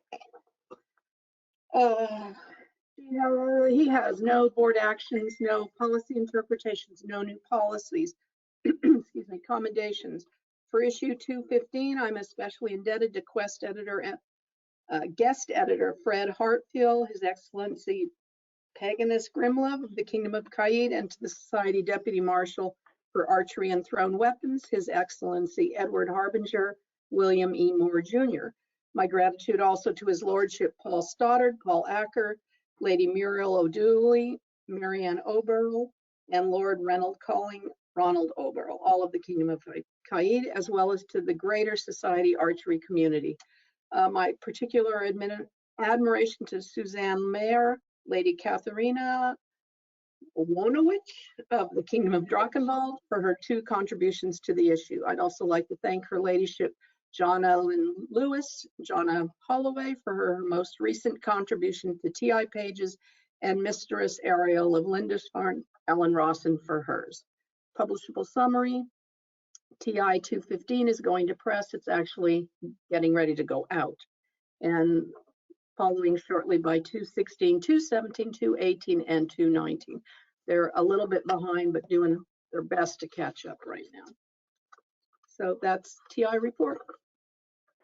Thank you, Renee. Next is the complete anachronist report. Ellen, I think that's you.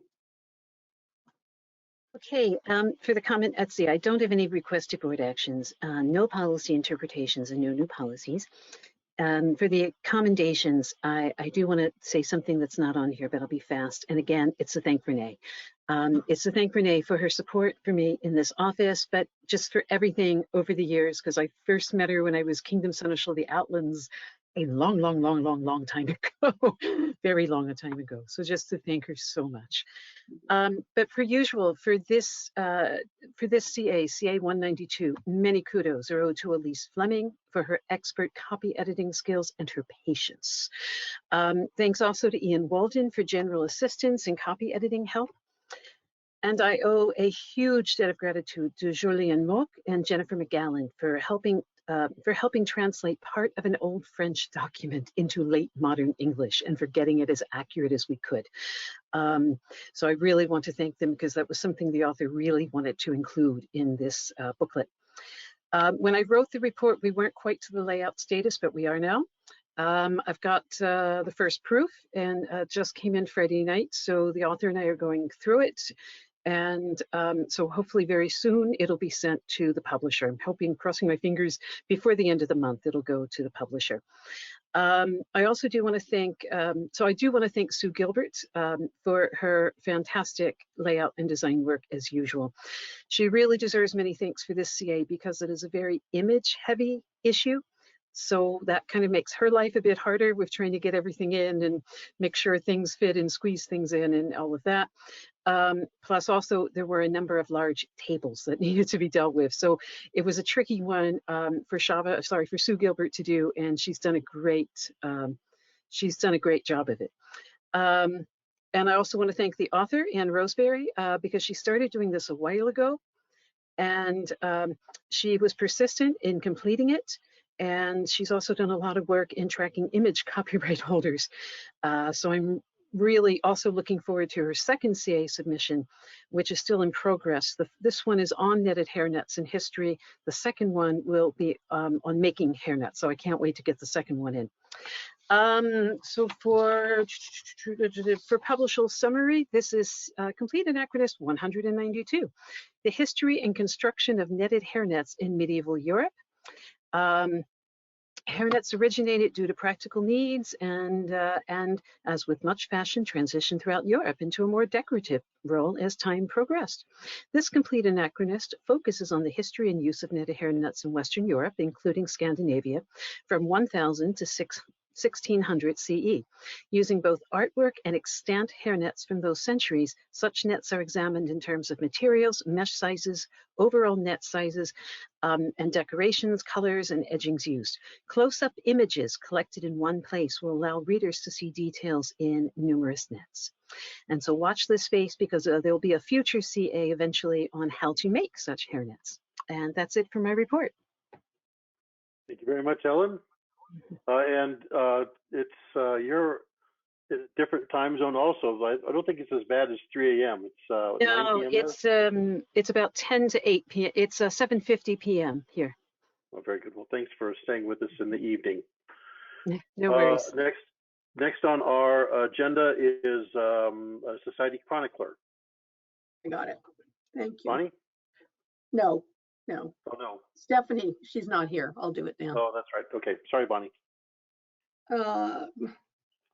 No requested board action, no policy interpretations, no new policies for commendations, for gratitude to Countess Honor for her support and guidance over the years, and to Riordan and the TI team for their continued help during the Black Fox Awards. Publishable summary: the last year was trying for so many and for so many reasons. Many chroniclers the known world over struggled to find content.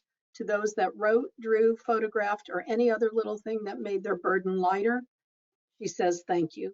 To those chroniclers that stuck to it and worked so very hard to keep their group newsletter up and running, you guys are all amazing. Great work, all of you.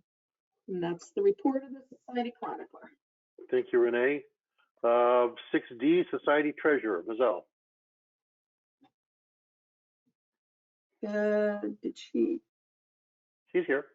She's muted. I'm though. here. Sorry, I was muted. Okay. Pull it back up. Let's see. Herein follows the second quarter 2021 report to the Board of Directors regarding the Office of the Treasurer for the Society for Creative Anachronism, Inc., the July 2021 board meeting. Requested board action. I don't know if this was really a board action or not, but at this time, I would like to inform the Board of Directors that I would like the process to begin to find a replacement for my office. I've been in the office for, I guess, almost 4 years now, and it's time to step down and have somebody else have all the fun. No new policy interpretations, new policies, none. And so I don't know if you needed to take any action on that request. Okay. Commendations to Renee Signorati and Teresa Anderson. I can't even begin to say how much you'll both be missed when you retire. The support you have shown me over the last 15 years will never be forgotten. And I'm grateful that I got to know you both. Thank you, thank you, thank you. And you know I will be calling you from time to time. All right. General status report. All the kingdoms have submitted their consolidated kingdom reports, and the compilation of those have been submitted to the outside CPA for filing, the IRS 990, and the auditors for review. The corporate office is still operating under a negative balance for 2021 due to the decrease in membership revenue and non-member registration fees.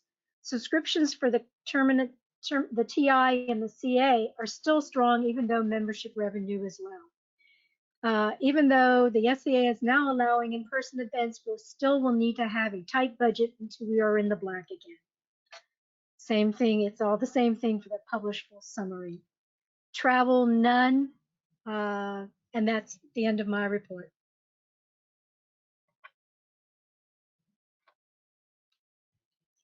Thank you, Mazel. Let me see. And then Bonnie, I think Society Exchequer, you're next. 6D1. Okay, I do have a few requested board actions. One, to approve the Outlands PayPal addendum to their financial policy. I think we usually do these one at a time, so however you'd like me to do them. I believe so. We've had a chance to review these at the planning session, and so I think we're ready to go on this. Chair recognizes Director Colson. Mr. Chairman, I move that we approve the Outlands SCA Registration System Financial Policy and Procedures as presented by the Society Exchequer effective today. Okay, motion by Director Colson, second by Director Dale Fong Frederick. Any final discussion on this? All in favor?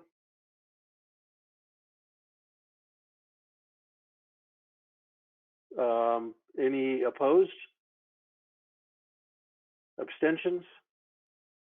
Director Krochmal and Colson, I didn't see a vote for those. You're approved. Gigi, you're approved also? Okay. All right, motion passed unanimously. All right, Bonnie, go ahead. Thank you. Approve the Kingdom of the Outlands SCA registration system addendum to their financial policy. This is the new module Mizelle was speaking of. They have been approved to use that also. Okay, Board Chair would entertain a motion by Director Von Frederick. I would ask that the board approve the Outlands SCA registration system financial policy addendum as presented by the Society Exchequer. Motion by Director Von Frederick, seconded by Director Regner. Any discussion? All in favor? Any opposed? Abstentions? Motion carries. Bonnie? The third one is we'd like for y'all to approve the financial policy for the Kingdom of Ontario for their West War. Director Von Frederick. I move that the board approve the Ontario West War financial policy as presented by the Society Exchequer. Okay. Motion by Dale, seconded by, looking for one, Director Carter. Any discussion? All in favor? Any opposed? Abstentions? Motion carries. Okay, Bonnie? Okay, the last requested board action is to approve the financial policies for the Kingdom of Kaid for their Great Western War. Director Colson. I move that we approve the Kaid Great Western War financial policy as presented by the Society Exchequer effective today. Thank you. Motion by Director Colson, seconded by Director Carter. Any discussion? All in favor? Any opposed? Any abstentions? Motion carries. Okay, I have no policy interpretations. I have no new policies.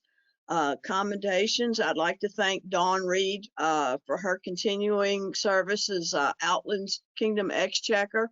Her team has gotten their financial records and all their bookkeeping in order so that they have been approved to use PayPal and the SCA registration system. And I didn't put on here, there's no way I can let this pass and not thank Renee. We all love her and we're all going to miss her. And I hope we can see her on Facebook and someday meet. Thank you, Renee.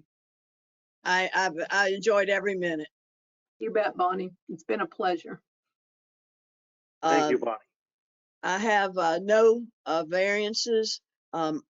The general status report, all the USA kingdoms have their consolidated reports in, and the publishable summary. All consolidated reports within the United States have been submitted. The SCA registration system is available for use by 15 kingdoms. The SCA registration system is currently being used by several kingdoms as they open up their activities. Mizelle has been doing all the training and training the kingdom deputies for this module. So they're now able to set up their events. I have no travel and that's the end of my report, Mr. Chairman. Thank you, Bonnie. I have a question. Could you speak for a minute about some of the advantages of using the online registration system in the event module? It's a wonderful system. It allows you to go in and register yourself, whether you are a member or not a member. for an event in your kingdom or any other kingdom for that matter. It allows you to look and see what events you're registered for, so you can say, oh, I forgot that one, or oh, I thought I had done this other one, so you don't duplicate things. The checks will come directly from the corporate office to the group. It'll work similar to PayPal. It's a wonderful system just for your own personal use. You do, it's one step. You go in, you register, you pay, you're done. You can use a credit card to pay. Yes, you can use a credit card or PayPal. Oh, perfect. Okay. All right. So, we would encourage groups to consider using SCARs. Is there a lower limit on the size of a group or size of an event that uses this? No, sir, not at all. Nope. Okay. So we've put quite a bit of time into making this available and working, and we think it's a really good product. And so we'd consider people to use this. Chair recognizes Director Degerstrom. Just a quick question. Is there a cost to the group for using it? I'm sorry if I missed that. I'm gonna let Mizelle take that one because she has the accurate things. One other thing I'd like to say is the groups and the kingdoms must have their financial records in order before they are allowed to use this module or just regular PayPal for their registration for events. So for the fees, it's a 3% transaction fee for the, for credit card, processing, PayPal processing. And then there is a 1% usage fee that is a minimum of $15 to use the system, all the way up to a minimum of $400. So that, if you have a really, really big event like Gulf Wars that takes in several $100,000, their maximum would be $400 for the usage, because it takes up, the bandwidth and stuff like that. And there's a lot of work that goes into it. So that's what the fees are. Gotcha. Thank you. Thank you. All right, Director Regner. I just want to take a quick opportunity to praise Mizelle and Bonnie and Renee and everybody involved with the fiscal responsibility of this organization. I think it's quite remarkable that we can have a membership that costs around the same amount as a gallon of milk a day or a gallon of milk a month. I think that is really quite remarkable.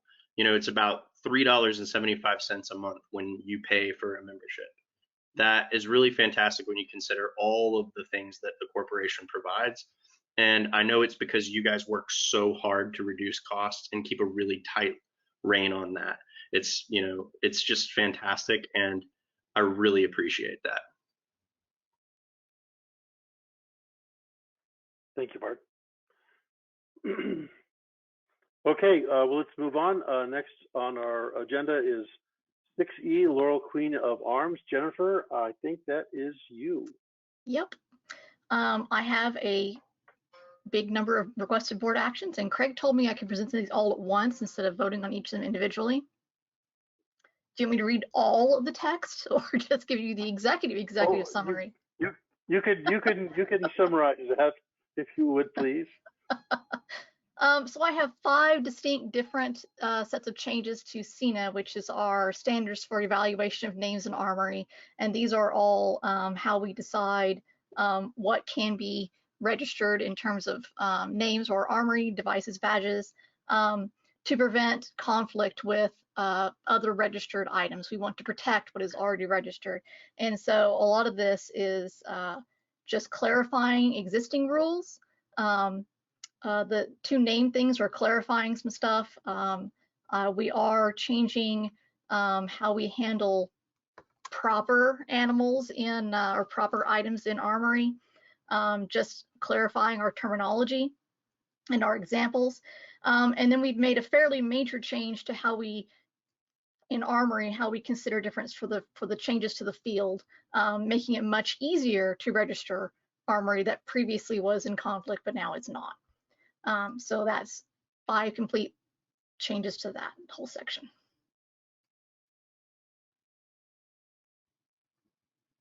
I'm muted. Oh, I muted myself. Director Carter.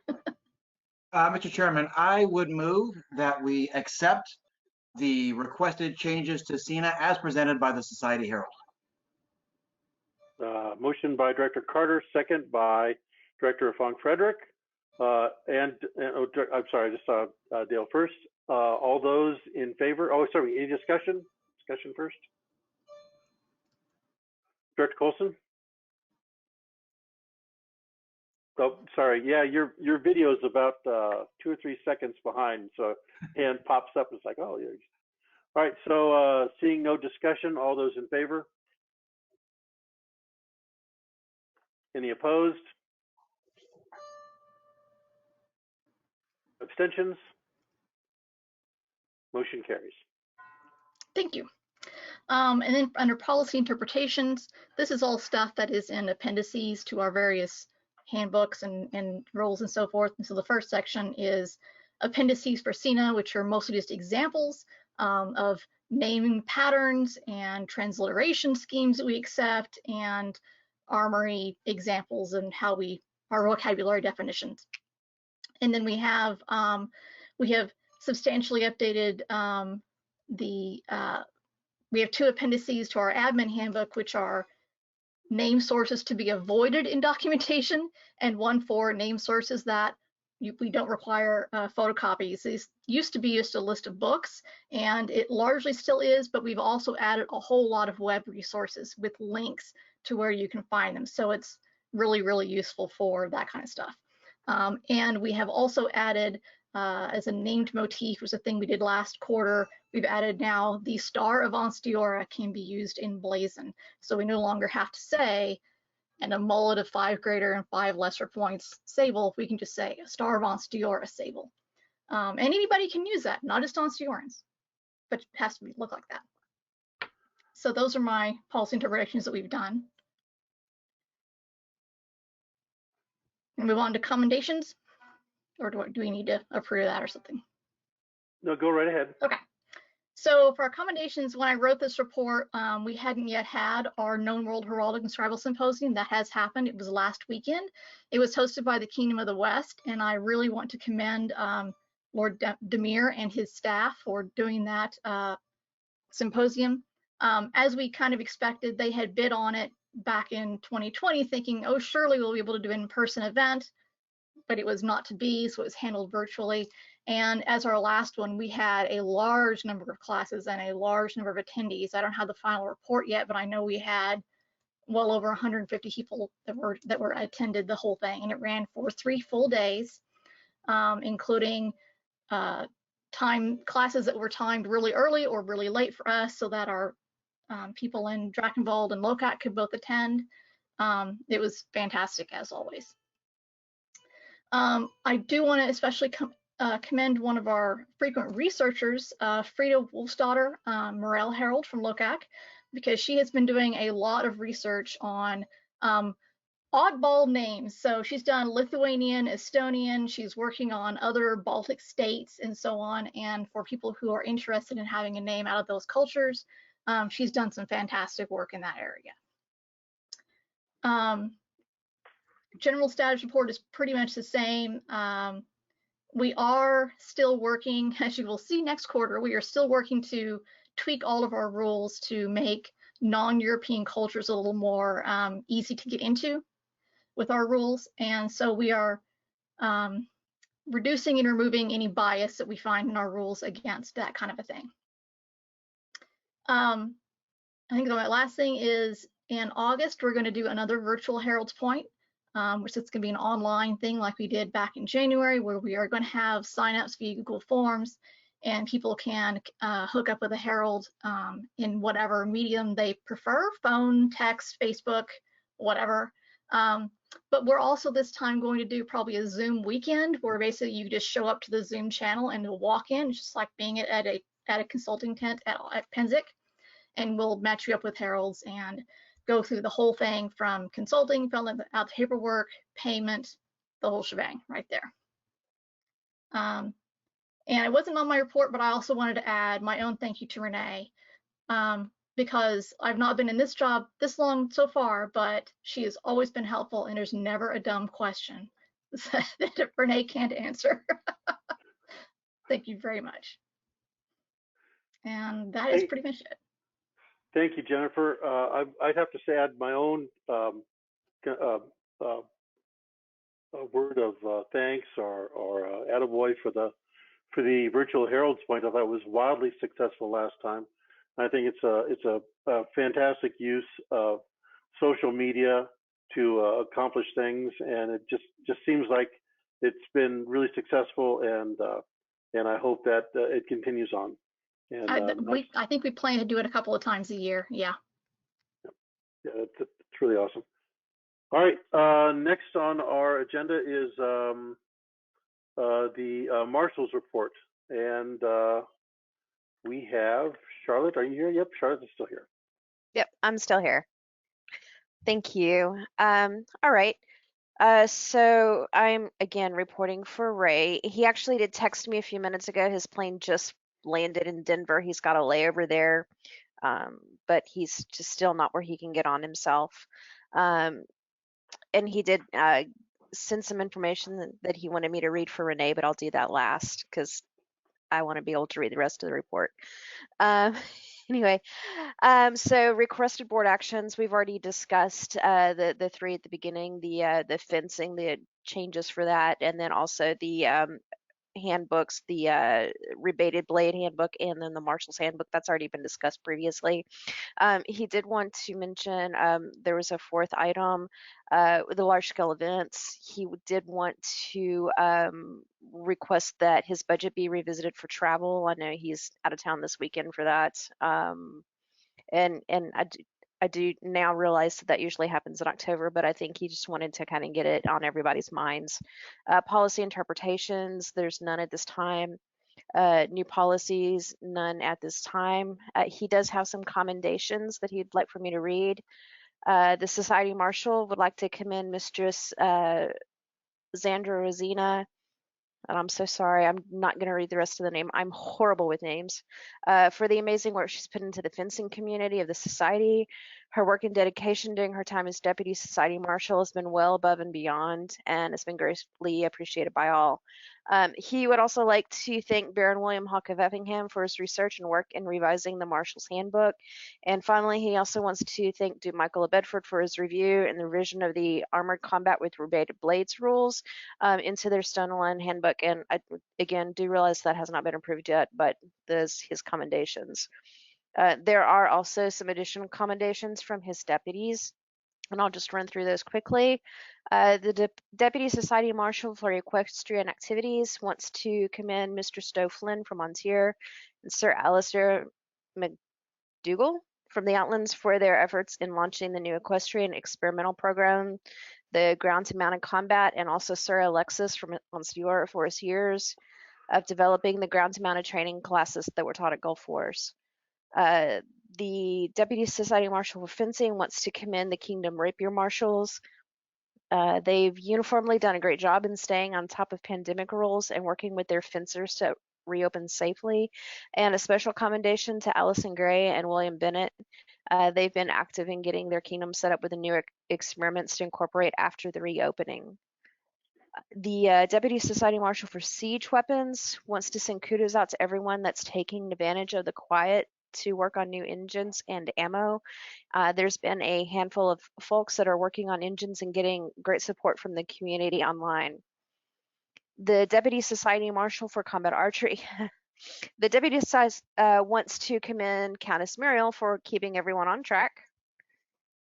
The Deputy Society Marshal for Armored Combat with Rebated Steel would like to thank Sir Giacomo and Tosh for review of the new handbook. I'm almost done. I'm sorry.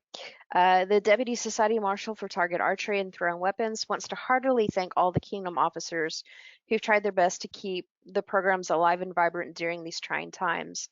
Some have taken the bull by the horns and started teaching inspection and marshalling and instructional videos to keep the community engaged. And he would also like to thank the outgoing regional officers in Ethelmark I'm not going to try their names. I'm so sorry. All of whom have given years of service to the thrown weapons community. And he would also like to thank Lissa Leofsig of the Outlands for her years of service as the Kingdom Officer for Archery. And then finally, the Deputy Society Marshal for Youth Combat would like to give special thanks to the Barony of Sentinel Keep, who continue building youth combat armor and gear to keep the interest alive amongst the youth fighters, marshals, and parents. So those are the commendations regarding the publishable summary.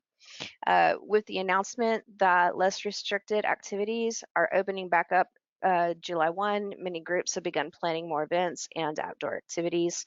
Since it's been over a year since most have fought, he says, please check your weapons and armor to make sure they're in good repair. Also, since outdoor activities are starting back up in the middle of the record heat temperatures, please make sure to stay hydrated. That is what I have for his report, and I'm going to read this so I don't get it wrong. And again, it's just a short in between flights kind of message, but Ray said that with Renee, he said he's known Ray pretty much since he joined the SCA and wasn't very far out of high school. So maybe 18 when he met Renee. He wasn't sure exactly how old he was, around 18, 17, 18, around that time. Basically, Renee, he's known you his entire adult life. And he said that he just wants to tell you thank you so much for the chance to know you and for all of the help and the guidance that you've provided for him and for me as well. And as far as he is concerned, you're absolutely irreplaceable. So. And he's my boy. Yeah. And I'll whack him, no problem. But yeah, tell him thanks. And you too, Charlotte. You're welcome. All right, thank you, Charlotte. 6G, Minister of Arts and Sciences. I think that would be Craig. Is that you? Nope. It's me, I'm afraid. Okay. I'm filling in for Richard today, so I'll be reading his report. He has requested no board actions, no policy interpretations, and no new policies. As usual, he has an extensive list of commendations, and I sometimes wonder if he selects them based on the difficulty to pronounce the names. First, he would like to thank and offer commendation to all the Kingdom Arts and Sciences officers for really stepping up to the plate and throwing themselves into the virtual world of arts and sciences. They continue to amaze him with their fortitude. I would also like to thank Doña, I have the pronunciation, hang on, Doña Ilhuicachihuatl de Xochimilco. Oh, sorry. For her work promoting pre-17th century culture for the New World. The Bardic War was a huge success, and he would like to thank all those who were involved. It was wonderful to experience.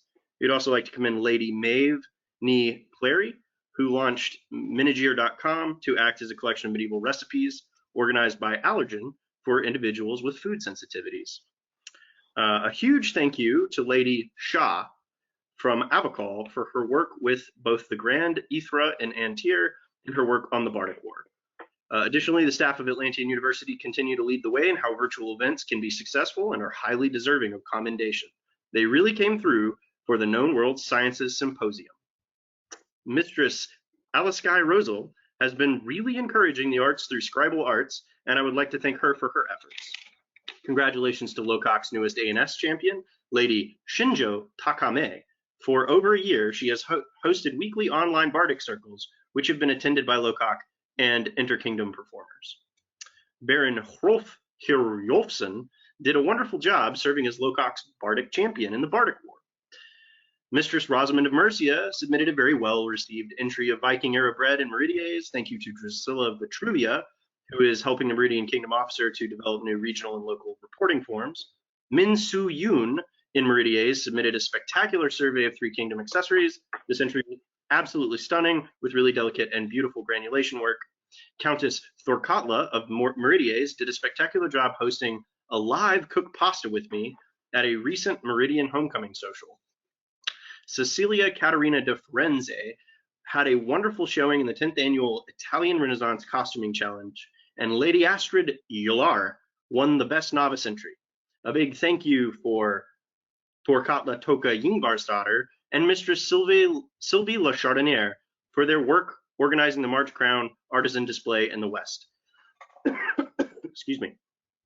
Duchess Keelan Ingen Fiolan and Doña Magdalena von Kirchberg organized a month of weekly panel discussions centered around various aspects of historical martial arts and their practice in the society. Those are our society minister's commendations, and he moves on to give us a very thorough report and great thanks to all of the arts and sciences folks who have done truly a wonderful job keeping this organization going during our darkest time. Thank you to all of you on behalf of him. That concludes his report, Mr. Chair. Thank you, Bart. Okay, we're going to move to the standing committees. We have two reports, one for peerage and one for census, and I believe I'm going to handle both of those. They are both brief. The peerage committee report from Greg Regnier writes, unto the board of directors, does the chairperson for the peerage committee send greetings? Requested board actions, none. Policy interpretations, none. New policies, none. Commendations, none. General status report, they met to discuss how the proposal was received. They're waiting on hard data from the census committee, and they're developing a survey to get harder data on support for the new peerage proposal parts 1 and 2. That should be happening fairly quickly. That concludes the peerage committee report. The census committee report from Juliana De Luna. Good day to you all. Here, and please find my report of the work of the 2020 Census Committee for the July board meeting 2021. Requested board actions, none. Policy interpretations, none. New policies, none. Commendations, none. I think it must be summer. General status report. While I've said that we've had revised versions, the submitted reports for the April board meeting from April 1st are in fact final. Let me know if you need fresh copies to post to the website. The qualitative discussion analysis has been delayed as the gentle who is working on it for us has run into some life issues. Publishable summary. The 2020 Census Committee is continuing work on qualitative data analysis. There's significant volume of data to analyze, and we will be using NVivo, a license-based data analysis application that is particularly useful in analyzing large volumes of quantitative data. That completes the report for the Census Committee. And I believe we have reached the end of our agenda. And so I just want to close the meeting because I'd really like to keep Renee around a little bit longer. We have executive session. We have executive session, Dan. Oh, that's true. Very good. Thank you very much, Natalie. We do have the executive session, and I believe the administrative assistant has a report from the executive session. Thank you. Okay, Mr. Chairman, here are your minutes from your executive session. Alex Bush, motion by Craig Carter to lift the temporary removal from participation in the Society of Alex Bush, effective immediately. Second by Natalie Dagerstrom. In favor, Craig Carter, Natalie Dagerstrom, Jennifer Kroppmal, Ross Rogner. Opposed, Gigi Colson, Dale Fong Frederick. Motion carried. Faunus Michael Doney. Motion by Jennifer Kroppmal to direct the Society Seneschal to issue a temporary removal from participation on Faunus Michael Doney, and to further direct the Society Seneschal to begin an investigation into possible other sanctions up to and including revocation and denial of membership. Second by Natalie Dagerstrom. Opposed, none. Motion carried. Jay Handel, motion by Gigi Colson to revoke the membership of and deny participation to Jay Handel, effective immediately. Second by Jennifer Kroppmal. Opposed, none. Motion carried. Blaine Hebert, motion by Ross Rogner to revoke the membership of and deny participation to Blaine Hebert. for a period of 5 years, effective immediately. Second by Dale Fong Frederick. Opposed, none. Recused, G.Z. Colson. Motion carried. Chris Ivins. Motion by Jennifer Croftmall to uphold the temporary removal from participation in the Society of Chris Ivins, issued by Kristen and Helene, Crown of the Kingdom of Ontario, and their Kingdom Seneschal on May 7th, 2021, to extend the temporary removal from participation and to further direct the Society Seneschal to begin an investigation into possible sanctions up to and including revocation and denial of membership. Second by Dale Fon Frederick. Opposed, none. Motion carried. Arthur Lancaster. Motion by G.G. Colson to revoke the membership of and deny participation to Arthur Lancaster, effective immediately. Second by Jennifer Croftmall. Opposed, none. Motion carried. Jacob Berlin Powell. Motion by Dale Fon Frederick to revoke the membership of and deny participation to Jacob Berlin Powell, effective immediately. Second by Jennifer Croftmall. Opposed, none. Motion carried. Rocky Adrian Rendon. By unanimous consent, the board confirms the revocation of membership and denial of participation to Rocky Adrian Rendon of October 19th, 2019. Kyle Sanner.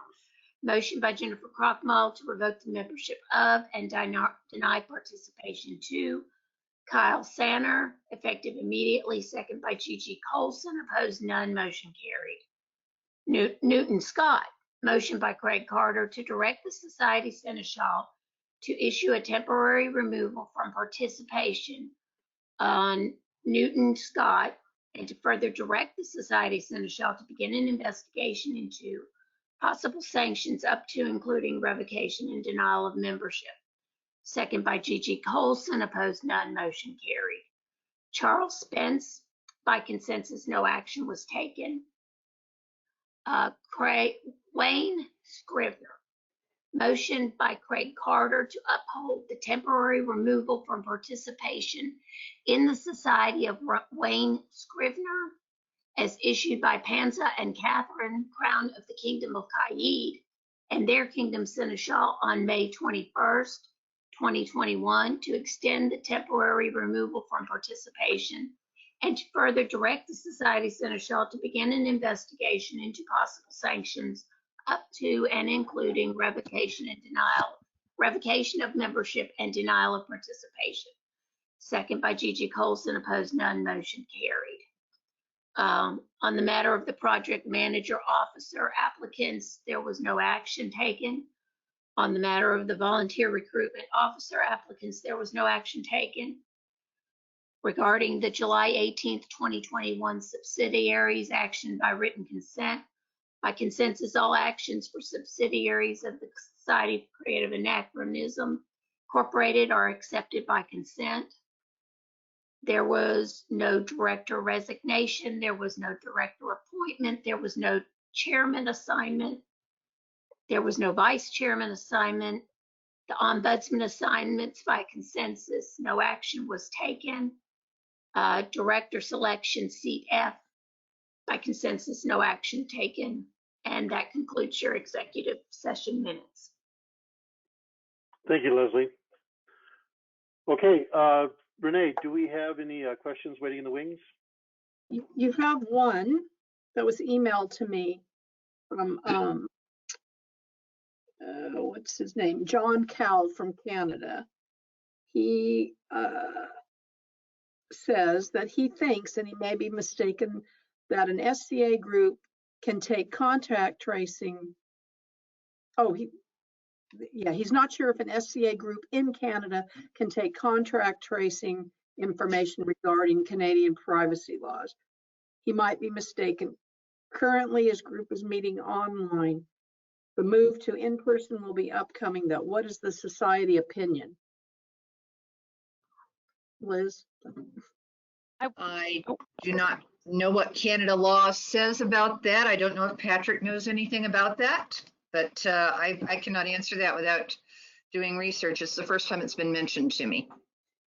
Got a couple hands pop up. John, then Natalie. Oh, I'll let Natalie go first, please. Oh, Can I I was just recognize gonna, Director I was Degerstrom? just, thank you. I was just gonna suggest that since he emailed us and it probably is gonna need a little investigation, if we take it offline and respond through email, just because I think we will have to do a little research there. Very good. I will forward this to you. Can you Hey, CC John? Patrick, please? Oh, it goes to all of you. Yeah. Oh, to the directors. Okay, thank you. Thank you. John? No, Natalie said everything I was going to say. Thank you. Perfect. Okay, with that being it, I sadly think that it is time for, oh, there's Shep's pointing that way. Ross and has his hand. Ross Ross is raising Bart. his hand. Hey, Ross Bart, this is like the Brady Bunch, you guys here. Mr. Chairman, I'd like to move that we adjourn. So we have a motion to adjourn, second by Director Degerstrom, and several other people by consensus. We will adjourn this July 18th quarterly meeting for the Society for Creative Anachronisms. Thank you, everyone who has joined us to see the way that we do business within the real world. And thank you to all the directors, the director-elect, Pug Bainter, who joins us here for the first time, the officers, and other invited guests. And with that, it is time to say goodbye. Thank you all.